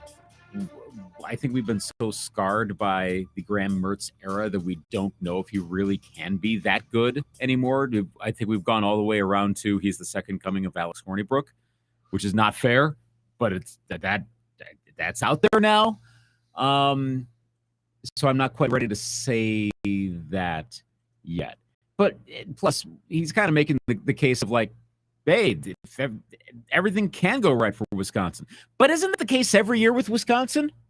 Like literally, they usually have the offensive line, a decent enough defense. They'll have a good running back, of course. And then if their quarterback can figure out life, then they can win the Big Ten. Every year that's the case. And then there's some variation less than that, just short of actually winning the Big Ten. So I guess by that token, he's right that yes, it could be the greatest one. Plus, if they did actually win the Big Ten, they'd be in pretty good position to make the college football playoff. That doesn't mean that they would, but they'd be right there. I will say I don't quite agree with that, but it's only because it's sort of an evaluation you could say every single season. They also went on to say that I mean, with bold predictions, the 2022 Big Ten championship game will serve as a de facto play-in game for the playoff. However, if Wisconsin is capable of springing the upset on Ohio State, both teams could get in, depending on how the landscape of the football season evolves. Wow. Dennis Dodd, the only one not picking Wisconsin to win Big Ten, by the way. He must still hate Aaron Rodgers. So you remember that from a few years ago, right? Yeah. Okay. Anybody who doesn't know, look up Badger basketball and Dennis Dodd and Aaron Rodgers. Yeah. Yeah. So I don't quite agree, but it's possible. Yeah. It's I'll be honest with you. I feel like there's still some unknowns about it. I mean, you look at like the preseason AP we were talking about with RJ yesterday. There's just 2 Badgers on there, Nick Herbig and obviously Allen. I mean, there's not even an offensive lineman for crying out loud on there. Not even, ESPN's top 100 college football players, same 2. Not an offensive lineman on there. That's not to say they can't develop. I just think there's a lot of unknowns right now surrounding this team. So I don't know if I can comfortably say best Badger football team of all time or one of the best Badger football teams of all time. There's just too many unknowns for me. And here's the thing. New offensive coordinator, first-time offensive coordinator, Mr. Ingram coming over from Baltimore. How's that going to play out? Yeah. I've got confidence in Jimmy Leonard with that defense, but they got a lot of moving pieces on that coaching staff. So I don't know. It's just too much of an unknown for me. They do start at number 18 in the AP poll, and that's going to be a baseline of sorts. So that helps as a springboard. If they start well, especially with like getting into the meat of the Big Ten season, that could help them potentially get top 10. And I know the committee's the committee, but at least that will look better than if they were coming from like, say, 27th or so based on the number of votes or something like that. Mm-hmm. I don't know. I'm not necessarily. I hope we're talking about this as the season progresses. I see Jerry Palm, who the name probably rings a bell. He thinks Minnesota is one of the most underrated. I'm seeing the story now. Yeah. And essentially what he's saying is one of these seasons, Minnesota will break through, maybe even this season. So kind of another one where like in any given season could be really good, but what is going to happen? Minnesota, it's usually like they get a whole bunch of injuries or players are out or something. And then that's their plague. So I don't know. Could somehow Iowa's going to come out on top of this. I don't know how it's going to happen, but it just will. We like really again. Yeah, Iowa. I don't know. But can you imagine if Wisconsin beats Ohio State right away in the beginning of the season? That would be great. If Wisconsin, starts 18, they take care of their biz in the first 3 games, which they should. It's not certain, but they should. And they beat Ohio State. That's got to vault them to like at least top 8, right? Come on, it's got to. Yes, that would happen. They top 5? Maybe a little too early. Not that high, but that would. Well, okay. So wait, Ohio State's number 2 right now, AP, right? Yep. Okay. I think it would get them top 10. I don't think it gets them top 5. You can have some bigger moves early in the season because again, there's a little bit of guesswork, so adjustments go faster earlier. But I 8-7 maybe, if depending on how everything else shakes out. If there's a real chaos to begin the season, maybe they go as high as 6. There are a whole bunch of other top 10 teams that suddenly lose right out of the gates. But I think that's the best case. But hey, my gosh, if they're that high, to start the rest of the Big Ten season after you get through all the other games. Wow, okay. Now there's some potential there. Mm-hmm. Of course, by that same token, if Ohio State loses to Wisconsin earlier on and then they have a rematch of the Big Ten championship game, good luck, Badgers. I mean, maybe they can do it, but the Buckeyes will make that's like their life's goal will be to destroy Wisconsin in the Big Ten championship game. Next question. I'm going to try to run through these here a little bit. KD staying in Brooklyn. You're confident that Brooklyn will be a top 5 team in the Eastern Conference this year? Top 5, man, they should have been higher last year, but gosh, we're running it back again with the Nets. Yeah. Hey, we get Simmons though this year, or you'd think full year with Brooklyn, right? Never know. But, who knows? Yeah. I don't know. Who plays more games, Simmons or Kyrie Irving? Kyrie does, which is a dangerous thing to say. Or maybe doesn't matter. I mean, great content. Bill Simmons had a good point. Like, gee, thanks for making this decision after we had a summer of all these posts and content pieces and debates, and then the other day it was like, hey, the Bucks called on him. I'm like, oh yeah, but it's like, you know, you're calling on a car or something you see in Facebook Marketplace. Oh yeah, if that's the price, okay. If it goes, you know, if you have a 20% sale, let me know, then we'll talk. Yeah, you know, that's the extent of that conversation, probably. Right. So your top teams are going to be in no particular order: Bucks, Heat, 76ers, Celtics. All they're there. So who's got the 5 spot? Bucks, 76ers, Celtics, Heat, Bulls? Maybe.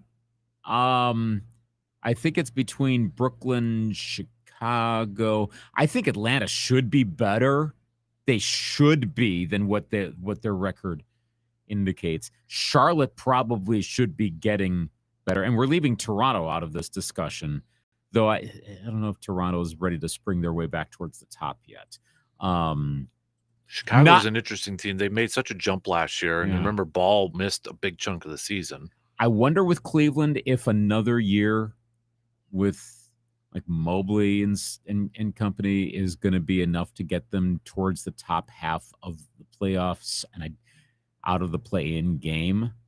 I'm going to say, you know, I don't feel confident in saying this. I was going to say they're going to be the number 5 team because the talent is too much there, and when you actually have players playing, should be much better. Because we didn't see all of them playing last year. That was a big part of the issue. So I will say yes, not comfortably so. Mm-hmm. I will say yes. I think they do. I mean, if you had to pick of these teams, Bucks, 76ers, Celtics, Heat, Brooklyn, Chicago, which one won't live up to their potential or their hype? Maybe that's the best way. Which one do you think falls down a little bit this year? Not the Heat. You don't think it's the Heat? Like the Heat is such an interesting because they have Jimmy. They don't have like a big 3, right? No. Like a big 3 like these other teams do. Butler, and then how many people can name somebody else in there? Right. Udonis Haslem. Hey, he's back. Lifer. Yep. Like they're probably not going to be the number 1 seed, but they're also not going to crash. Mm-hmm. Bucks are going to be up there. I think there's some potential with the Sixers, depending on how Harden plays this year, and is there like a big Embiid injury that's coming? I think it could be them. Yeah, I'm going to say actually Philadelphia. Brooklyn is like always, it's almost like who beyond Brooklyn is not going to potentially live up to their hype. Because Brooklyn still feels like if everything breaks right, based on the talent on that team, they probably should be the number 1 team in the East. Should be. They aren't. So I would otherwise say the Philadelphia 76ers. I would say that's accurate. I don't know. I'm kind of curious on Boston with all the offseason, you know, with the Brown situation. Is he that upset that he was involved in trade talks? You know, I think he'll get over it, especially considering that it's not happening. Right. Now it's up to Brad Stevens to like, okay, you know. I think that the culture will come around there. But Boston got so close last year. It may take a little bit of time. They'll ultimately be fine. Who finishes higher in their conference, Brooklyn or the Lakers? Brooklyn. Ooh, okay. Man, there's just something not right with the Lakers. I am out on that team. Again, looking at the talent, but what really outside of the coach? What really has changed there? Where you're like, wow, this is so much better. They still got freaking Russ Westbrook on that team. What are you doing? Really? Can't get rid of him. I know that's the problem. That his contract is terrible. I get it, but oh man. I will take Brooklyn over Los Angeles. Does the NBA still want a Brooklyn Los Angeles finals though? Absolutely, yes. They do. 100% they do. Content galore. Yep. Problem 100%. Is neither may make the playoffs. Man. The ratio of content for those teams to actual legitimate playoff contenders is like off the charts bad. Mm-hmm. Yeah. Oh crap, we gotta take a quick break. How about that? We'll get back to maybe we'll do a little match game, leak it into the final hour. So I had a few more topics. Match game plus. Yeah, overtime. OT. So all right, quick break. We'll be back after these words.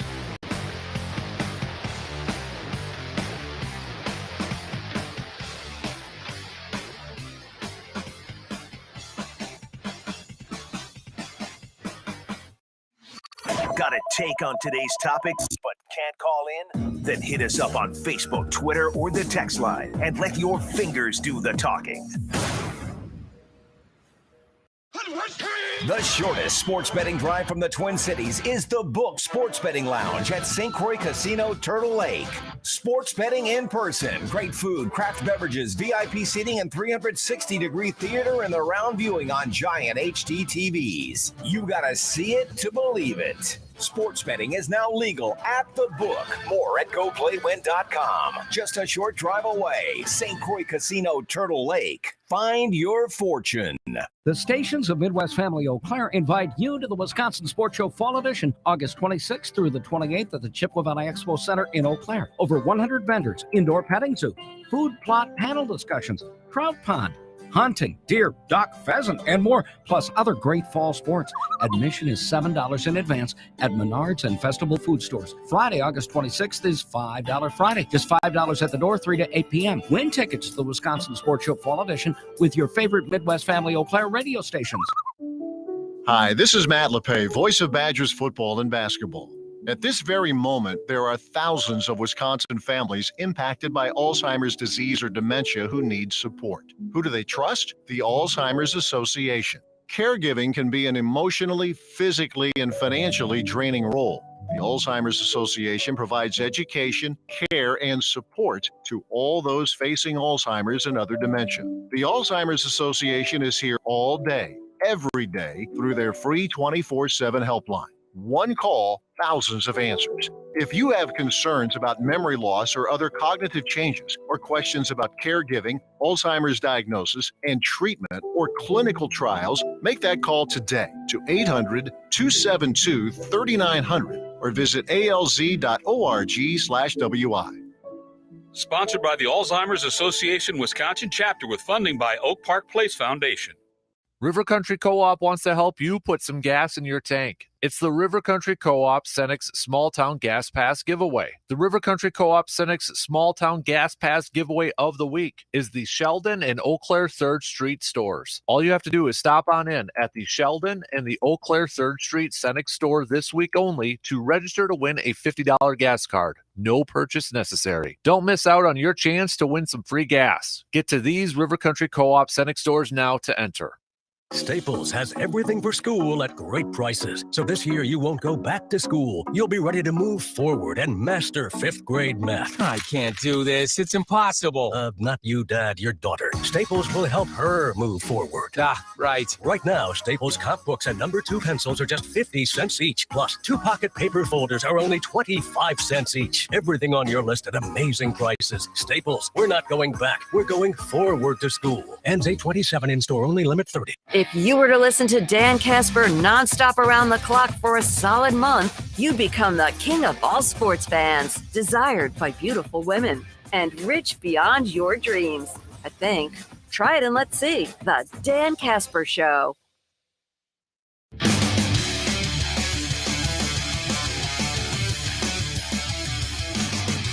Raise your hand if you've ever taken your vehicle to a bunch of different places to get that oil changed. Probably too many to count, and you could probably start a scrapbook collection of all those stickers that you get reminding you about your next oil change. Well, now you have your new go-to place for your next oil change, and you'll never have to worry about finding another one. It's ASAP Used Auto Parts in Eau Claire. Need to get the truck in for an oil change before we headed off to Green Bay last week. And that was Hudson's first game. But like their name says, it was done ASAP. Plus, they checked my tires. They checked the fluids. They got oil changes. They got tires. They got batteries. Save money on auto parts. ASAP Used Auto Parts does it all with top-notch customer service. You can check it out for yourself. Set up an appointment today by giving them a call, 715-514-4501. We only got a couple minutes to the top here. Richie also mentioned I did the upside down backwards visor for a very, he put in caps, short time. I still wear a visor mowing the lawn. I don't know if that's acceptable or not. I probably look like pure dad with that look, but I haven't worn a visor. I don't want to ruin my hat, my good hats when I'm mowing lawn. I need a little something there. Well, right, because you sweat a lot. No. Yeah, I do. Yeah. You know, sun's on you, you're mowing. Yeah, weed whipping. Yeah, I get that. That makes sense. You don't want to have your good cap. No, so I put the visor on. Mm-hmm. You know, makes sense. Phil Mickelson made the visor cool until he switched. That's the only. Once in a while, I mean, Favre wore a visor. Rodgers wore a visor. Are visors still in or not? I don't think they are. I can't really tell. No. I don't know. I'm trying to think of visor or bucket hats. Remember, I know bucket hats are kind of a thing now, but bucket hats were really big too when I was in middle school. I would think of put it this way. If I saw someone wearing a visor on a golf course, I'd be like, yeah, okay. But it looks very golf to me. What about mowing the lawn? I don't know about that. Come on. I mean, it's not uncool. The only thing I'm missing is the New Balance shoes and some crew socks. Go for the full dad look. Yeah. I don't know. Wear your visor. If it you know what, whatever keeps you from like sweating too much and getting any sort of a burn, if that's a thing, do that. Yeah. This is utilitarian. When you're mowing the lawn, this is not. I get it. You have to look good to feel good. But what was that accent? That was not a very good Dion. No, it's not. That was like a Giannis Greek sort of thing. You know which one I'm talking about? Billy Crystal, Saturday Night Live.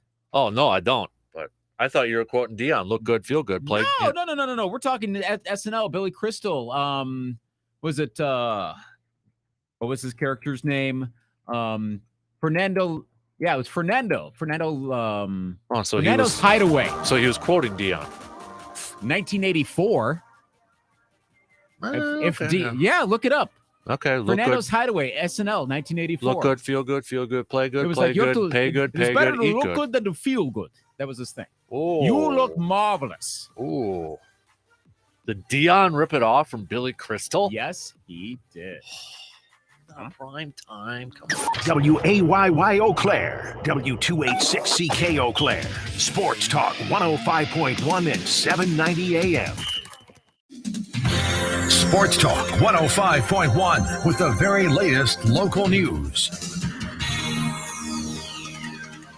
A former jail guard in Jackson County is headed behind bars for sexually assaulting an inmate. A judge yesterday sentenced former jailer Brett Knowltner to 1 year in jail, as prosecutors say. He would take the female prisoner out of her cell and then hide from security cameras while they had sex. In addition to the jail time, Knowltner will have to register as a sex offender for 15 years. In other headlines that stretch across the state, if we looked back 2 years, we would be waking up to those deadly and destructive riots in Kenosha, as yesterday marked the 2-year anniversary. And Republican candidate for governor Tim Michels was in the city blaming Tony Evers. It's the 2-year anniversary of perhaps his largest failure. Look at these photos behind me. That's a situation where I would send in the guard. This should not happen. On the other side of the ticket, you might imagine Evers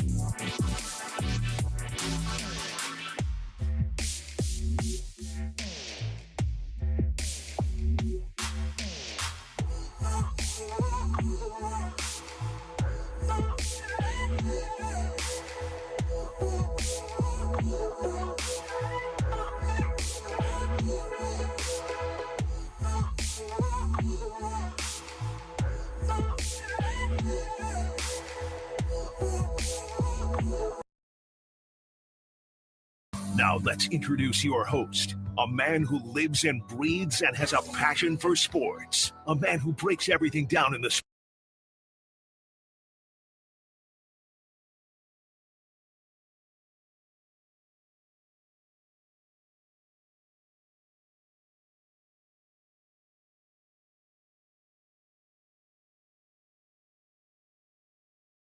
Third and final hour on this Making the Turn Wednesday. What up, everybody? Appreciate you tuning in, however, wherever you're tuning in. Radio dials, 105.1 FM, 790 AM online, Sports Talk, 1051.com. You can stream it there or get the video stream link up there. You got your Google and Alexa home devices, the Sports Talk app, bunch of different ways for you to be tuning in. Join the convo. Shoe Doctor's bullpen line. Hit us up with some text, 715-830-1912. It is stock report time. Whose stock is rising? Whose stock is falling? You can play along with us by sending us your picks. Let's go with whose stock is up first. Luke, whose stock is up for you? Going to say Big Ten athletics, but that's pretty obvious. I'm going to go a little bit of a curveball here, slight curveball. NWSL. See 27,000 showing up to the game in San Diego. Mm-hmm. They broke the record, right? Right. That's. I mean, we're getting. This is for again pro women's soccer. So this is. I mean, it's like WNBA or NBA. What is that type of thing as opposed to a national thing? 27,000. That's really good. I mean, that's more than a lot of well-established pro teams in our country have gotten. And I mean, not every NWSL team is ever going to come close to that. Well, not even every MLS team comes close to that. But there are a lot of NBA teams that'll be lucky to get 5,000 for a team for a game. So that when I saw that this morning, look at the numbers. Like, what's the attack? Oh, okay. That stands out. And okay, is there a bit of an asterisk on also it's the new San Diego State Stadium that they just built on basically the same grounds as the old Jack Murphy Stadium, Qualcomm for the younger folks. There might be a little bit of that there, but I can't imagine that there's like 18,000 people just showing up to be like, ooh, new stadium, we'll sit here for a while. Mm-hmm. It's a fairly simple stadium. So NWSL, see, like, I think that should be a bigger deal because we know so many of the names on the U.S. women's team.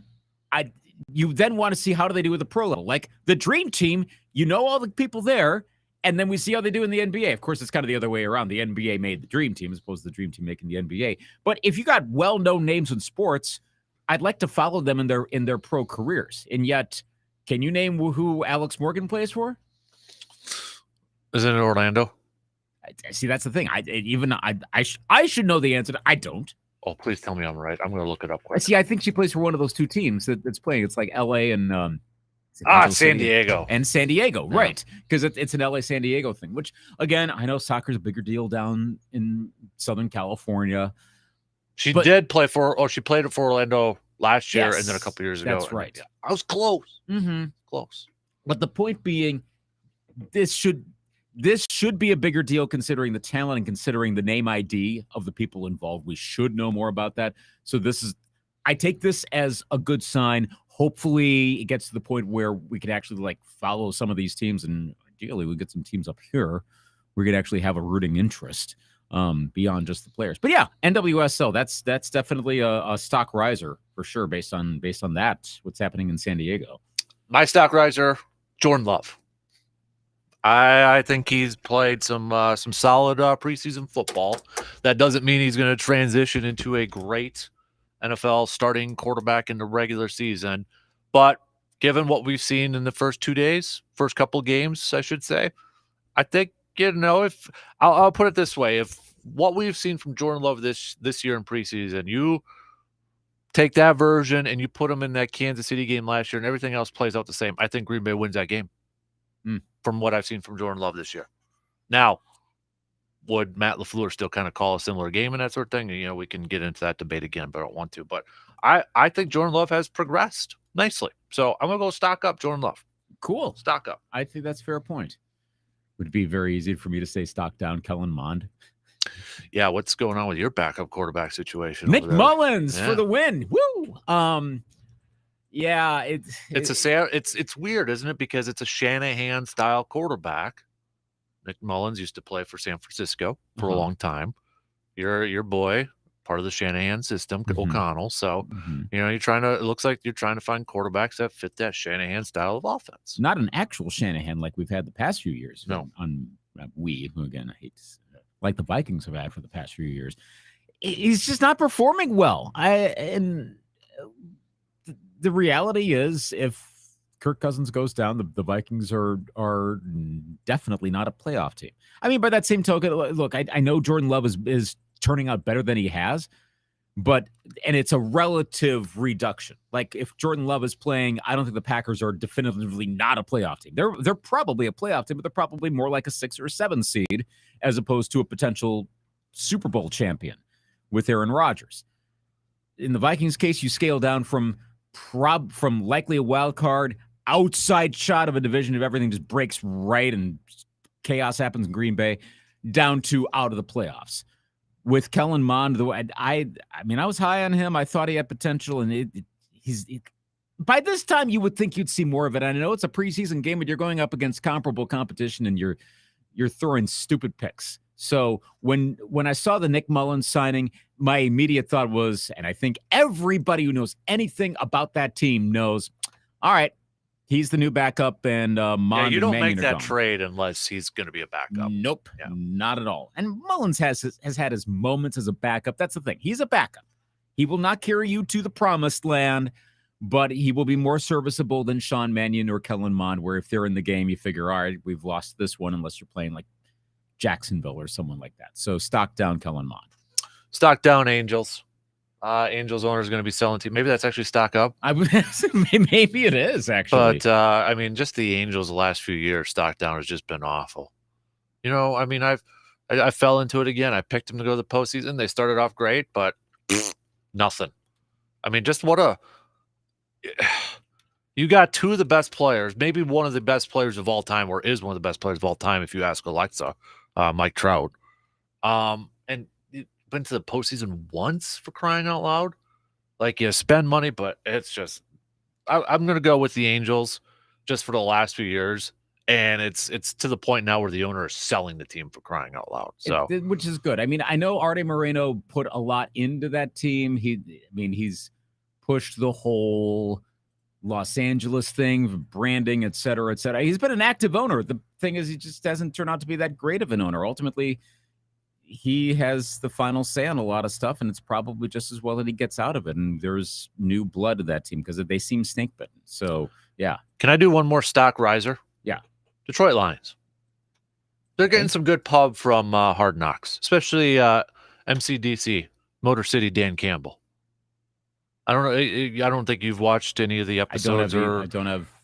But some of the, I think they're getting a nice little PR from this Hard Knocks I had heard going on right now. I'd heard good things about it going before it premiered. Mm-hmm. So, especially with MCDC. Okay. Because last year, he was, we're going to bite the kneecaps off and all that stuff. And it was like, okay, this might get old quick. But it sure seems like that team is buying into Dan Campbell. And I don't know how well they're going to do. I think the Lions are going to finish third in the division. But it sure seems like the team's buying in. They respect Dan Campbell. And we're getting a glimpse inside of what that's like. And I think they're getting some fans. Yeah. I think they're getting an appreciation. They're becoming the quote lovable team, I think. Mm-hmm. And it starts with Dan Campbell. And then when you got Jamal Williams, which Packer fans we've seen, another goofball over there, but he's awesome. I mean, they're turning into a lovable team.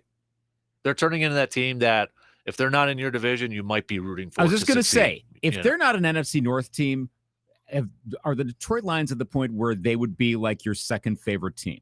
I think they were maybe. Are they almost like the Browns from a few years ago? Yeah. Where you're like, come on, you just kind of root for the Browns, or you feel bad for them a little bit. You feel bad for the fans. Don't feel that way anymore for the Browns. But it's like that team that you root for. Yeah, if they weren't in the NFC North, they'd be like, okay, just come on, root for them a little bit. And I was kind of that way with Houston when J.J. Watt was there. It's like, okay, J.J. Watt, home state guy, go there, all that. But yeah, I would say that. Yeah, I think so too. They're going to be annoying because they're the Lions and they always do just annoying things to our teams, but not in a bad way. It's not like Cowboys. Ugh, no, I mean, like when the Lions had that win last year when the Vikings decided to play the ultimate off defense in the end zone. I was reminded of that the other day reading the when Brandenburg forwarded over the Defector Why Your Team Sucks article. Reading through that. Yeah, thanks for the reminders of that ending. But like, people were so happy about that game, and I was one of the few that was like, I want to be happy, but I can't be because I should be, and I think a lot of people should be. Plus, who's their diehard arch rival? The Lions? Yeah, see? I don't think they have one. We got a couple Lions listeners, so I know we do. One's across the pond, so I don't know if they're listening. But we got another one named Doug. Who is your arch rival, Lions fans? I want to know. I'm really curious. Who are the Lions' arch rivals? Yeah, it just feels like they're Washington because you lost in the NFC Championship game. Still holding out from 1991.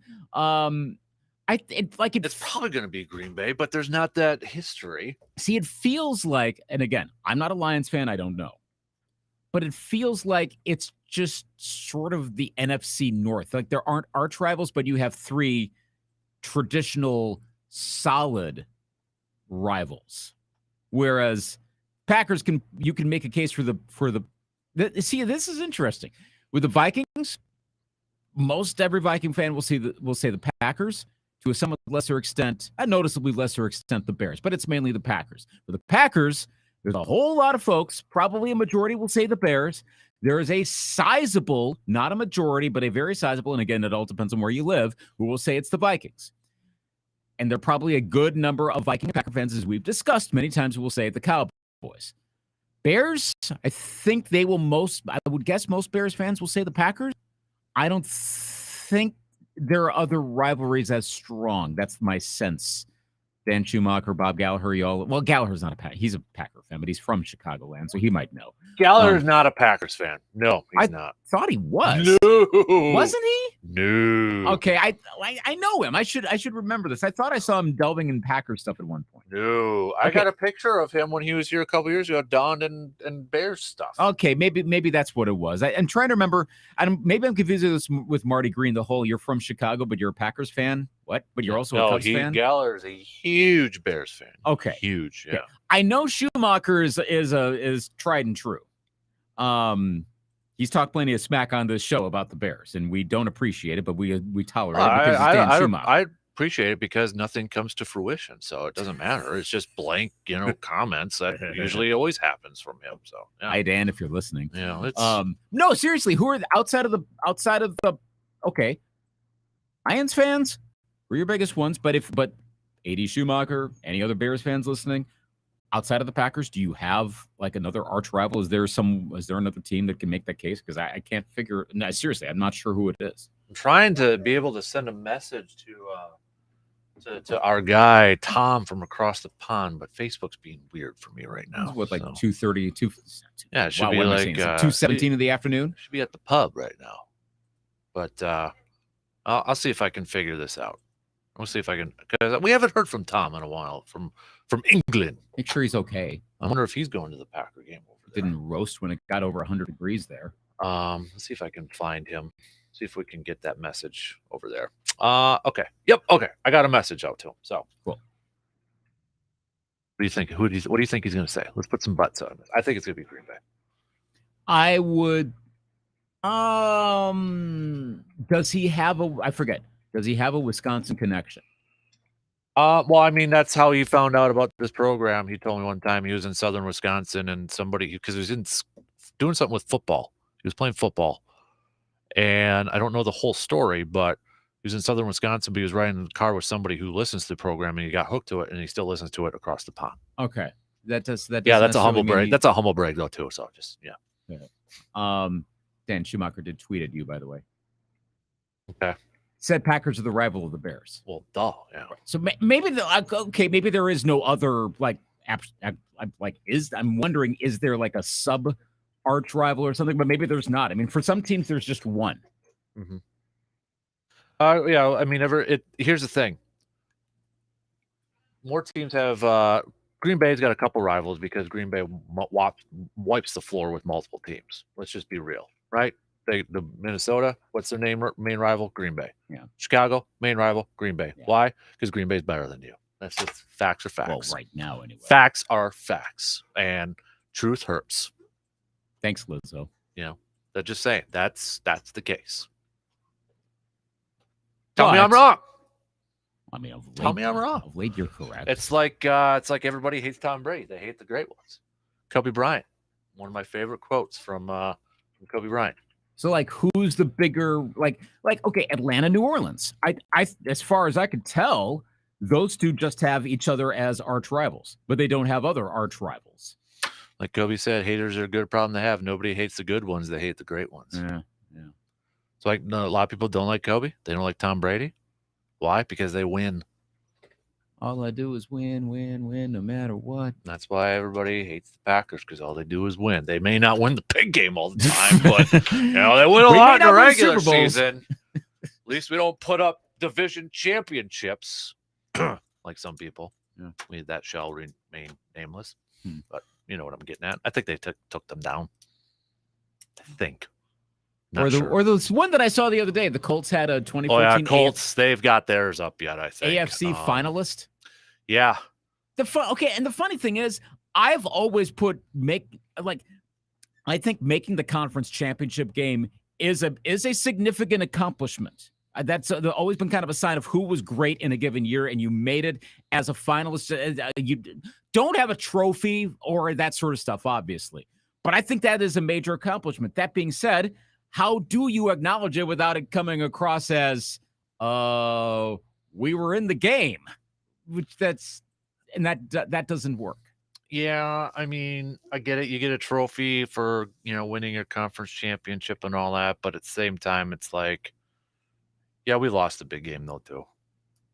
You know what I mean? Right. It's like the Pro Bowl. It's just an annual reminder right now your team's not in the big game. Yeah. So, I'll tell you point blank. In the Vikings case, if they put up a banner saying 1998 NFC finalist, and I had to look at that every time if I were in the stadium, then I probably stopped going to the stadium. I don't want to be reminded of that game. Now, is it different because of how it ended, though? Right. See, I think it depends on the nature of the game. Now, if this is like, okay, back to the Lions here. You make one conference. Again, this is a team that has NFL titles. They don't have to acknowledge conference championships. They've won it all. It's been a long time, but they have won it all. So, but it's been so long. So I can understand if the Lions were to put up a 1991 NFC finalist banner, I could kind of understand that. Like, you guffaw at it, but I get it. The Colts actually makes even less sense. Unless they were putting that up, if they became one of those teams that puts up like the Celtics, where you have like 500 banners up there, you kind of, and like you're almost overwhelming people with the amount of playoff success you've had, I would get that. But it was kind of isolated. The Colts have won the Super Bowl not that long ago. The Colts have a pretty good history. Why do you have to talk about a runner-up in a conference championship game? Mm-hmm. That's like the Packers doing that. Why should I'm saying it. The Packers should not have 2019 NFC runner-up or 2020 NFC runner-up. Like, that would be lame. It would be extremely lame. Yeah, you don't need to do that. Tom from across the pond has gotten back to us. Yes. For me, it has to be the Packers. They're always the biggest games of the season. Obviously, with Packers and Vikings being great teams over recent years, I think the rivalry with the Bears for third place in the division will start to heat up. All right. Okay. That's from a Lions fan. All right. So here we go. There you go. There's your answer. Sounds good. Makes sense to me. Mm-hmm. The expert. Okay. Tell you what, let's take a quick break, and then we're going to give you an update on the bench warmer poll question of the day. Do you agree with Matt LaFleur and not playing starters in the preseason for the final game tomorrow? We'll tell you what the world has to say.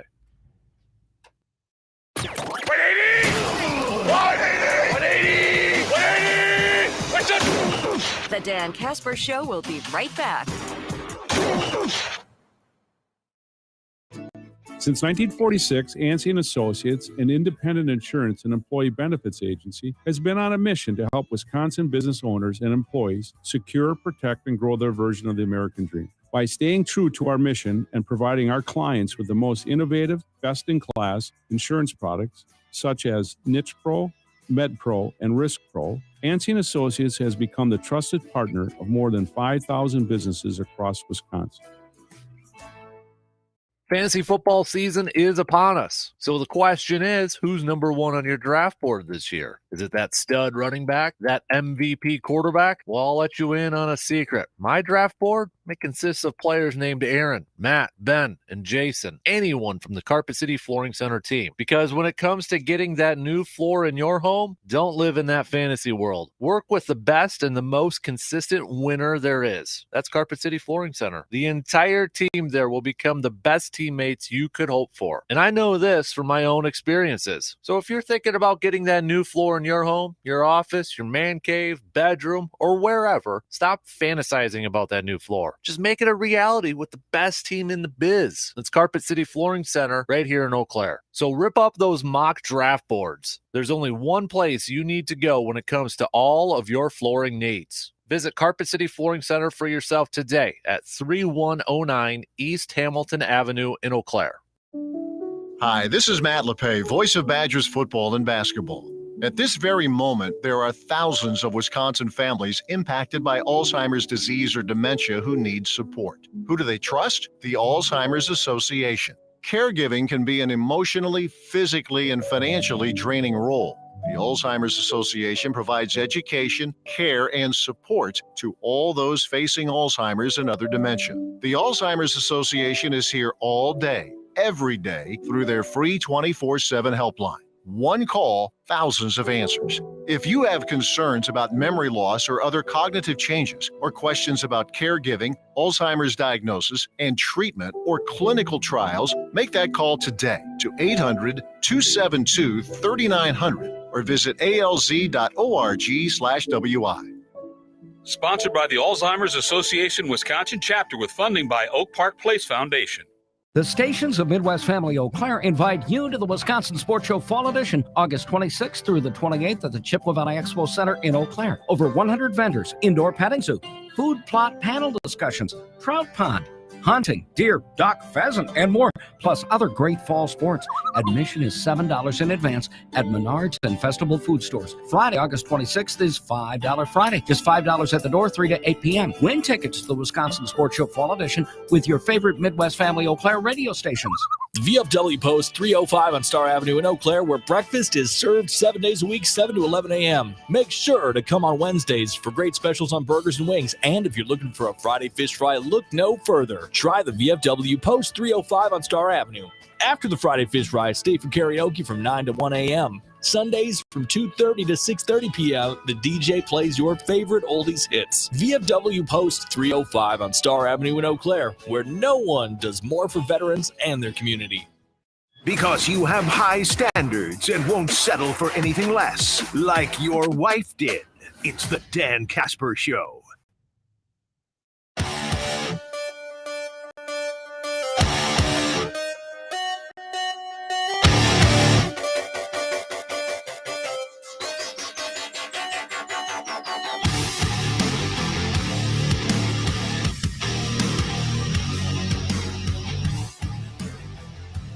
Quick update on the Twitter poll. Majority of you, 78% saying Matt LaFleur made the right call not playing starters. So, okay.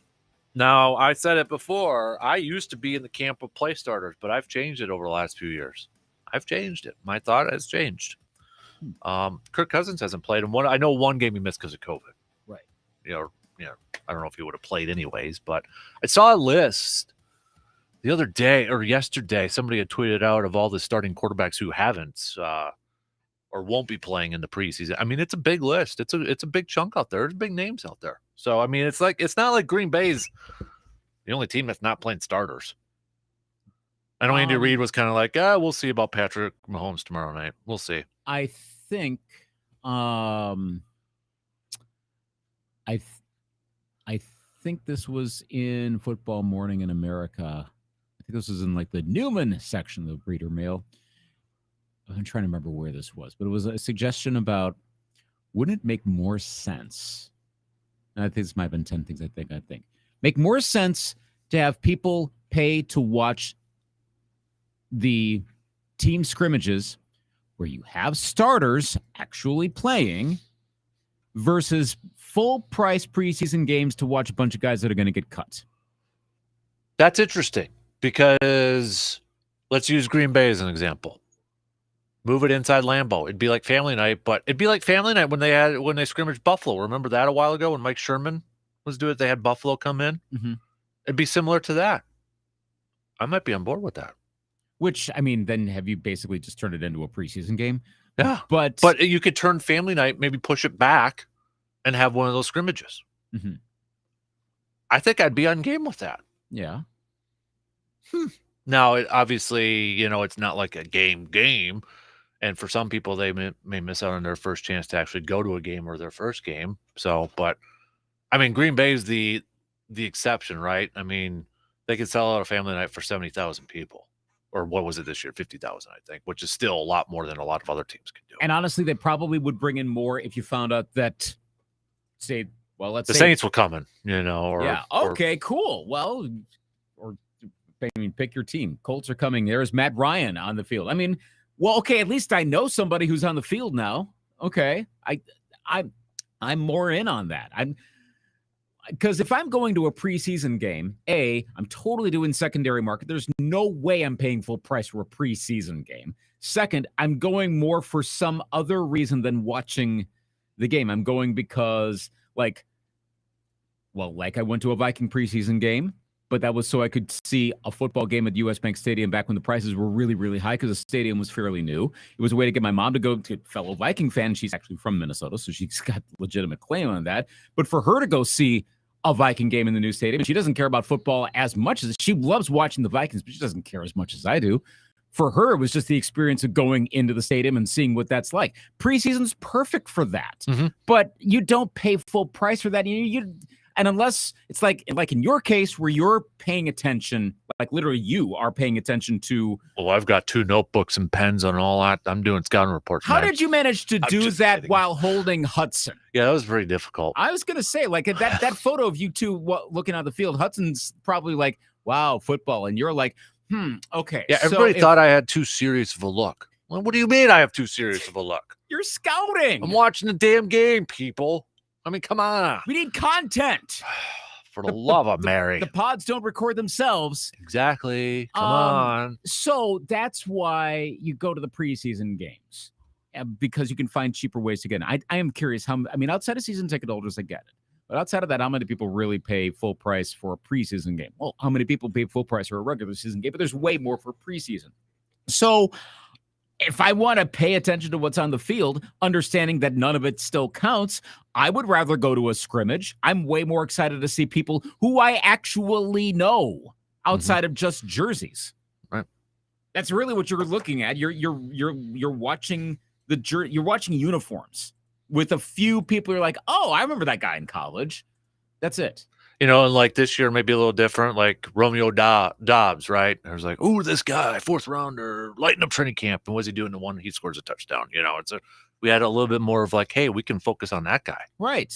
Pay attention to him. Obviously, Jordan Love, people kind of watching him there too. But usually it might be just one guy or something like that. You had a couple at least for Green Bay this year to kind of watch. And again, there's a lot that would have to be worked out to make this happen. Yeah. The NFL just can't snap their fingers and do that. I mean, they could if they really wanted to, but I think players would be good with it. Owners, no. Right. Unless but that's the thing. Then, okay, split. Would you do 3 scrimmages then? 3 scrimmages, you charge I'm just throwing a random figure out here, like maybe $25 per ticket, but then cut down the preseason games from whatever they're at to another price. So you're actually making comparable amount of money. But some people are so football starved, they'll go to both. Oh, yeah. So you do that. There's got to be some way to do this beyond watching third stringers. Well, here's the thing. Who's at fault for all this? Well, it's the fans. Yeah, I'm raising my hand right now because it's my fault. You actually did go to the game. Yeah. I went to that game in 2019, and okay. It's 100% my fault because we keep buying those tickets and we keep showing up. Yeah. That's a good point. As much as a lot of us are critical of it, look around the preseason stadiums. They're kind of full. Target number 1 right here. Enemy us. number 1 right here. Me. Every year.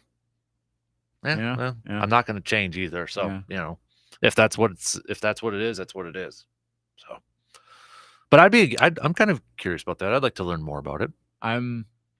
I am intrigued by that notion. Again, intrigued, yes. Yeah, exactly how, I don't know, but it's more interesting, that's for sure. Mm-hmm. And I don't care to see the uniforms. In this case, I actually do want to see the players. Yeah. And have them all look perfectly good when week 1 rolls around. That's fine. I do have a criticism, though, of Lambeau from Friday. How so? Well, there was a couple. First of all, and I know I was in the minority.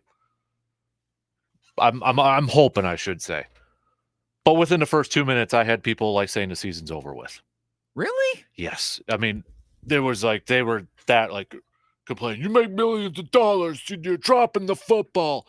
Or, I'm like, holy crap. We're 3 minutes in the first quarter and we're already, we're in midseason form already with the criticisms going on here. Preseason game number 2. Yes. It was I looked at my wife. I looked at Veronica and we were talking about it afterwards. I'm like, for the amount of games I've been to, that might have been one of the most irritating crowds I've been. experience. It was a preseason Even game. beyond newspaper guy? It was beyond the Bears fan I sat next to in 2010, 2011 for the final game of the year. It was beyond the one Packers fan who said Adrian Peterson was overrated during his MVP year in the playoff game. I mean, good Lord, some of these people were just holy cow. Wow. Holy cow, people. Yes, there was a wave too, which was, come on now, get it out of your system for preseason, okay? Just get it out of your preseason system for preseason. But we had to walk. What was the one thing my kid wanted to eat? Nachos. Okay. You'd think it'd be easy to find, right? We had to walk halfway across that thing to find one place that sold nachos. Now, was that because it's the preseason? Or No, it's the menus of all those, they've got a boatload of food places, different ones. But we had to walk almost halfway to find one place that sold, the first place that sold nachos. Really? You'd think that'd be a gimme, right? Lower concourse? Yeah. We found places that had cheese fries and then just chips, but not nachos. Wow. So criticism. Okay. That was a criticism. I would think there'd be way more nachos at a football game. Right? That seems like one of your crossover. You can do that in any sport. It's fine. Yep. Now it could have been where I was sitting at, but still, I mean, every other, it should be every couple food places should have at least nachos on there. Yeah. That's like a gimme. Right. What? Yeah. I found more cheese fry stands than nachos. And I'm not dissing cheese fries, but I mean, come on, the kid wanted nachos. Folks, are you the listener? Are cheese fries? Have cheese fries officially overtaken nachos in food rankings? Is that a thing now? I didn't think so, but is it? Maybe. You'd get filled up faster on cheese fries. You do. That's part of the reason why you have nachos. But then they get a little soggy with the fries if you let it sit there a little bit. So it's messier. No, I mean, I'll eat cheese fries all day. Yeah. Why? That's the thing. I won't eat cheese fries all day because I'll get full after 15 minutes. Nachos, I'm going longer with that. Mm-hmm. Yeah. Still tastes good. You still get cheese. It's all good. By the time we found it, then you got to walk all the way back with a 5-year-old who's crabby because now he doesn't want the nachos because he spotted ice cream, for crying out loud. That was irritating. Did Hudson overall enjoy his first Lambeau Field experience? I think he was neutral. Because I think it was a lot to take in right away. Yeah. I mean, you got 70,000 some people there. He was obviously goo gaga about the pro shop because I told him he could pick out a few things, so he was shopping in there. Yeah, that's pretty much Christmas in there. Yeah, exactly. So, but yeah, he was I think he enjoyed it because we got in the stadium when there was fewer people in and watching the warm-ups, and then he could see the players. But I think the more people got in there and it got packed and then the game started and then he kind of was like, okay, this is a little too much. Yeah, for a 5-year-old, I get that. Yeah. So I think he enjoyed more watching warm-ups because there was less people there. And he could stand on the bleachers and watch it and that sort of thing. So I think that makes sense. Plus, so I think maybe practice next year. Good idea. He's probably not going to remember all that much. I know some people will remember when they go to a game at 4 years old and they can remember every single detail. Mm-hmm. We did almost get ran over by Aaron Rodgers in his car, though. Nice. Have you told the story on the air? No. Okay. I'm a little over exaggerating it, but it was, where the players drive into the lot, right? Yeah. And we were walking that way to go to the pro shop entrance, and they got the security guard there, and the guy's like, hold up. And he's like, but you're going to want to see this. And I instantly thought Aaron, and I look, and yeah, it was Aaron in a car. Not a truck. A little car. Little car right there, Aaron Rodgers. So was that the one that had the 69 plate on it? No, that's the golf cart. Oh, okay. Yeah. Different cart. Yeah, this is no car. Oh, car. Car. C-A-R. Wow. Yeah. Aaron Rodgers in a car. Yep. Interesting. Well, gas mileage maybe. So. What does it mean? Right. But yeah, it was there. And then, of course, we got seats by the tunnel because I knew Aaron wasn't going to play, and that's his favorite player. So at least he got to see him walking around and that stuff. But I will say, seats by the tunnel pregame, annoying because you got adults and people who don't sit in that section, but they congregate down there to try to get autographs. Oh. And you had one guy there shouting at every player that came out to try to get a wave. He did get Aaron to turn around and wave to him. I'll give him credit for that. Well, that's actually kind of a mission accomplished. If you're going to get one guy to do it, it's Aaron Rodgers. But he was like 55 years old, though, too. So it's like, dude, come on. So basically, he's bring your glove to a game adult guy? He's Marty Green. Sorry. Touche. Hi, Marty, if you're listening. Great. Now I just earned myself like 3 emails later. But I don't know that Hudson's going to remember all those details. Like the first game I ever remember, I have like a slight vague memory. I'm not even 100% sure I was at that particular game. Like I know I was, but the point is I was 6. Mm-hmm. I don't remember all of those details. And I'm sure, best as I remember, that game, it was a Blue Jays Brewers game, 84. I think it was fine. The Hudson's going to be fine. I mean, if he ultimately chooses not to go to games when he's older, that's a him thing. Maybe just going to games like for a lot of people isn't their thing anymore like it used to be. I get that. And he's still, I mean, he meets, when he's around here at the office, he's shy around people. So add in 80 to 100,000 more people, Mm-hmm. But he did really good. Like we didn't lose him. So that's an accomplishment. That's probably actually the biggest win of all. Mm-hmm. Yeah, because we went to the first thing we did was the Titletown Field, and I think he was more like just kind of taking it in, which I do a lot. If it's my first time somewhere else, I kind of take it in before I jump into the stuff. Mm-hmm. Kind of look at it, scope it out, that sort of thing, and then next time I'm more comfortable, then I can jump into it. Yeah. So, but for something like that, makes sense. Mm-hmm. Definitely. Idea. All right, we got to take our final break here. By the way, Tom from across the pond, I asked him if he's been watching Hard Knocks. Mm-hmm. And definitely been incredible to see how passionate the coaches are. I think it's what these players need to help them progress as the team goes forward. Cool. It's actually, you think about it, remember when it was announced that the Lions got Hard Knocks and the draft? It's like, geez, Louis, this has actually helped out the Lions. It has. So, the Lions were moving in the direction of the biggest like non-franchise. I mean, I know the Jaguars have been kind of the go-to forever, but I mean, Trevor Lawrence, well, you did have Urban Meyer, but that's not there anymore. So I mean, you could make a case for like, hey, they're actually worth watching.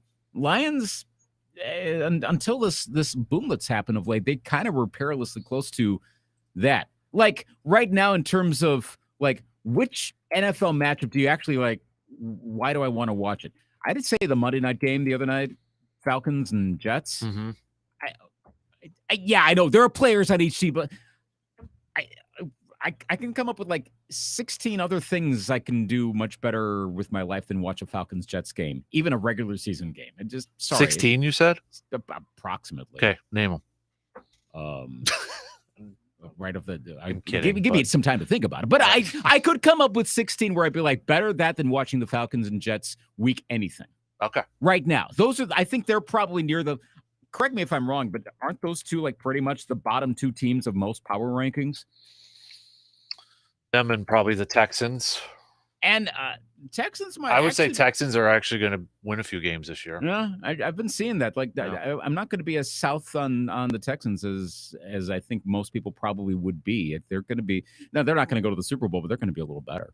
But yeah, I think they surprised people last year a little bit.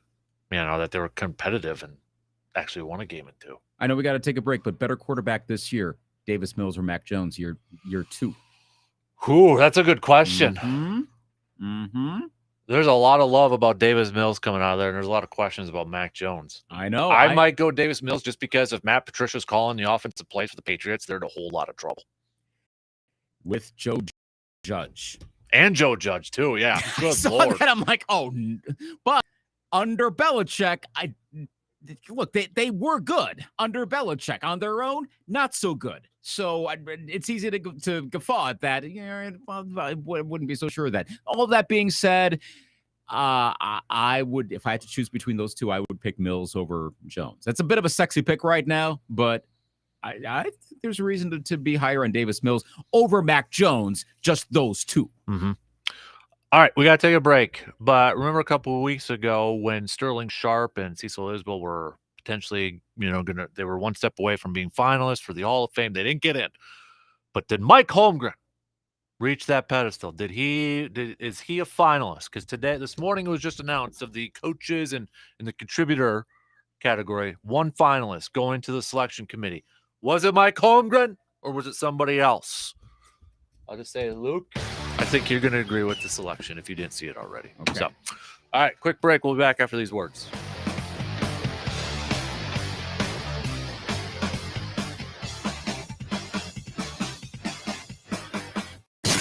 You're listening to the Dan Kasper Show. Fall is fast approaching. Football, leaves falling, cooler nights and mornings, and hunting season. It's time to get ready for hunting season, people. You've waited all winter, spring, and summer for this. And Tilden Gun has been waiting for you. You looking for a shotgun for turkey, duck, or bird hunting? How about a new rifle for deer or bear hunting? Tilden Gun has the best selection in the area and at the best prices. Tilden Gun is your best spot to get ready for the upcoming 2022 hunting season. I know from experience. I've gotten my new turkey shotgun and my new deer rifle from Tilden Gun. And I ain't kidding when I said it was the best price that I found. And you want to talk about the selection? Tilden Gun easily had the best selection of firearms. I can't tell you how many people have told me that Tilden Gun was the only place that could find the certain firearm they were looking for. So what the heck are you waiting for? Visit tildengun.com to look for your new hunting firearm today. Fantasy football season is upon us. So the question is, who's number one on your draft board this year? Is it that stud running back? That MVP quarterback? Well, I'll let you in on a secret. My draft board, it consists of players named Aaron, Matt, Ben, and Jason. Anyone from the Carpet City Flooring Center team. Because when it comes to getting that new floor in your home, don't live in that fantasy world. Work with the best and the most consistent winner there is. That's Carpet City Flooring Center. The entire team there will become the best teammates you could hope for. And I know this from my own experiences. So if you're thinking about getting that new floor in your home, your office, your man cave, bedroom, or wherever, stop fantasizing about that new floor. Just make it a reality with the best team in the biz. It's Carpet City Flooring Center right here in Eau Claire. So rip up those mock draft boards. There's only one place you need to go when it comes to all of your flooring needs. Visit Carpet City Flooring Center for yourself today at 3109 East Hamilton Avenue in Eau Claire. With Discover, you can redeem your rewards for cash in any amount at any time. Learn more at discover.com/redeem rewards. Terms apply. Staples has everything for school at great prices. So this year you won't go back to school. You'll be ready to move forward into art class. A 4-foot replica of the Statue of Liberty using elbow macaroni? With glue and art supplies from Staples. By tomorrow. Right now at Staples, 1-inch binders are only $1.99 each. Plus select backpacks are 50% off. Everything on your list at amazing prices. Staples, this year we're not going back. We're going forward to school. In-store only, ends 8/27, limit 30 on binders. He may not be the smartest sports talk host, but darn it, he gives 110% every time. Now here's your host, Dan Kasper.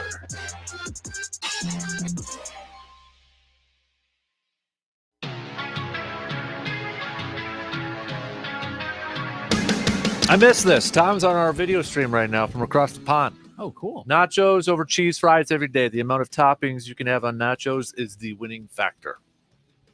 Yes. Go like with little, you can do a little hamburger under, like a little taco nacho sort of thing. Mm-hmm. Surveyor, though, he went in an opposite direction because he's surveyor. So it's, I can never say it correctly. Poutine? Poutine. Yeah. Over cheese fries or nachos. Okay. I get that. I understand. That's like a Canada thing, isn't it? It is. Okay. I have never had poutine. Isn't it just gravy on stuff? It kind of is. Don't we have that on Thanksgiving? I know I'm generalizing now. You sort of can make it like pretty easily, but it's not poutine. The problem is usually if I see poutine, it's like at a state fair booth, and you're like how authentic is this really? Mm-hmm. Like I need to find an actual someone who's from Canada that actually made it. Like, okay, this is actual poutine. Mm-hmm. I gotta find that someone. I mean, anyone know someone around here is from Canada that makes authentic poutine? Well, one of our few years ago, our front desk person. That's true. Now, but she's from she was from Alberta, I think or so. Something. And poutine is a Quebec thing. Oh, Quebec. Yeah, Quebec.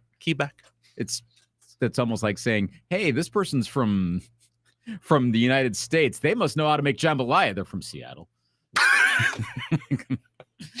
Yeah, well, not exactly. Okay. Yeah, I mean, there's a little bit of that, but I know poutine is. I get it. It is very Canada associated. That is true. It's just there's a wide expanse of that country.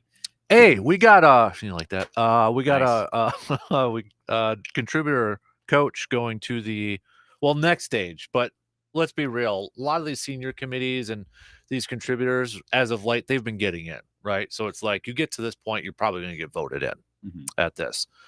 Don Coryell was the one who made it, just won this year. So yes, Mike Holmgren was a part of that. I think Mike Shanahan was in there too, but Don Coryell named on there.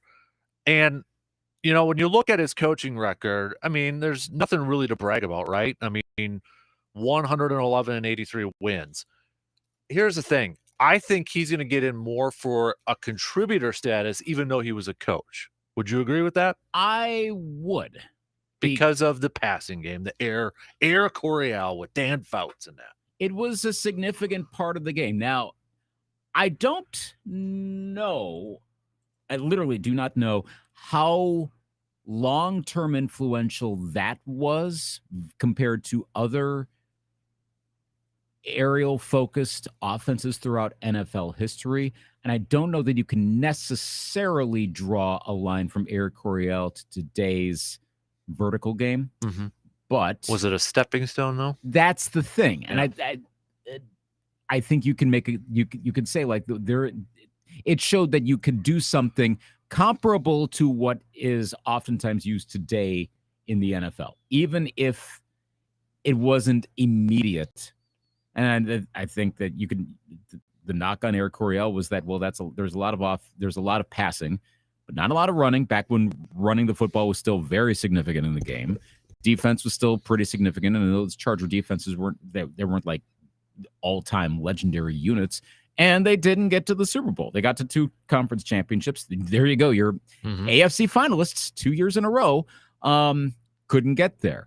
Thus didn't even win the Super Bowl. So that's the knock. But it is such an important part of telling the story of the NFL. Like if you're talking, okay, passing the ball, who made passing the ball significant? And that's where Eric Coryell is part of that discussion, up with like Sammy Baugh or the run and shoot, those sorts of things that, I mean, did the run and shoot necessarily lead to, I don't know. Sammy Baugh, he won NFL titles, but how significant was that directly? Not so much. He had a particular style.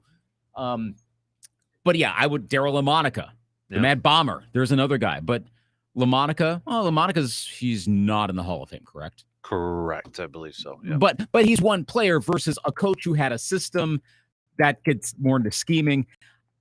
Coryell is, I think I have said he would get in the Hall of Fame when we've done those exercises in late January, early February.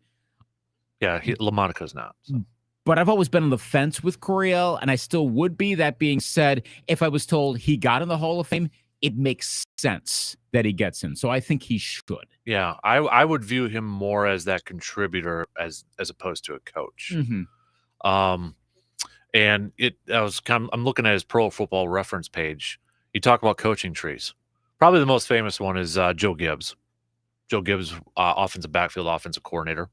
Number 2, obviously Sean McVay. Al Saunders. Okay. Ray Perkins. Gunther Cunningham. Wow. Yeah, it's Jim Mora. So yeah, he's employed. He's had quite the coaching tree. Wow, that's a lot. Yeah, but so I mean, and again, not the biggest names like I'd say the influence coming out of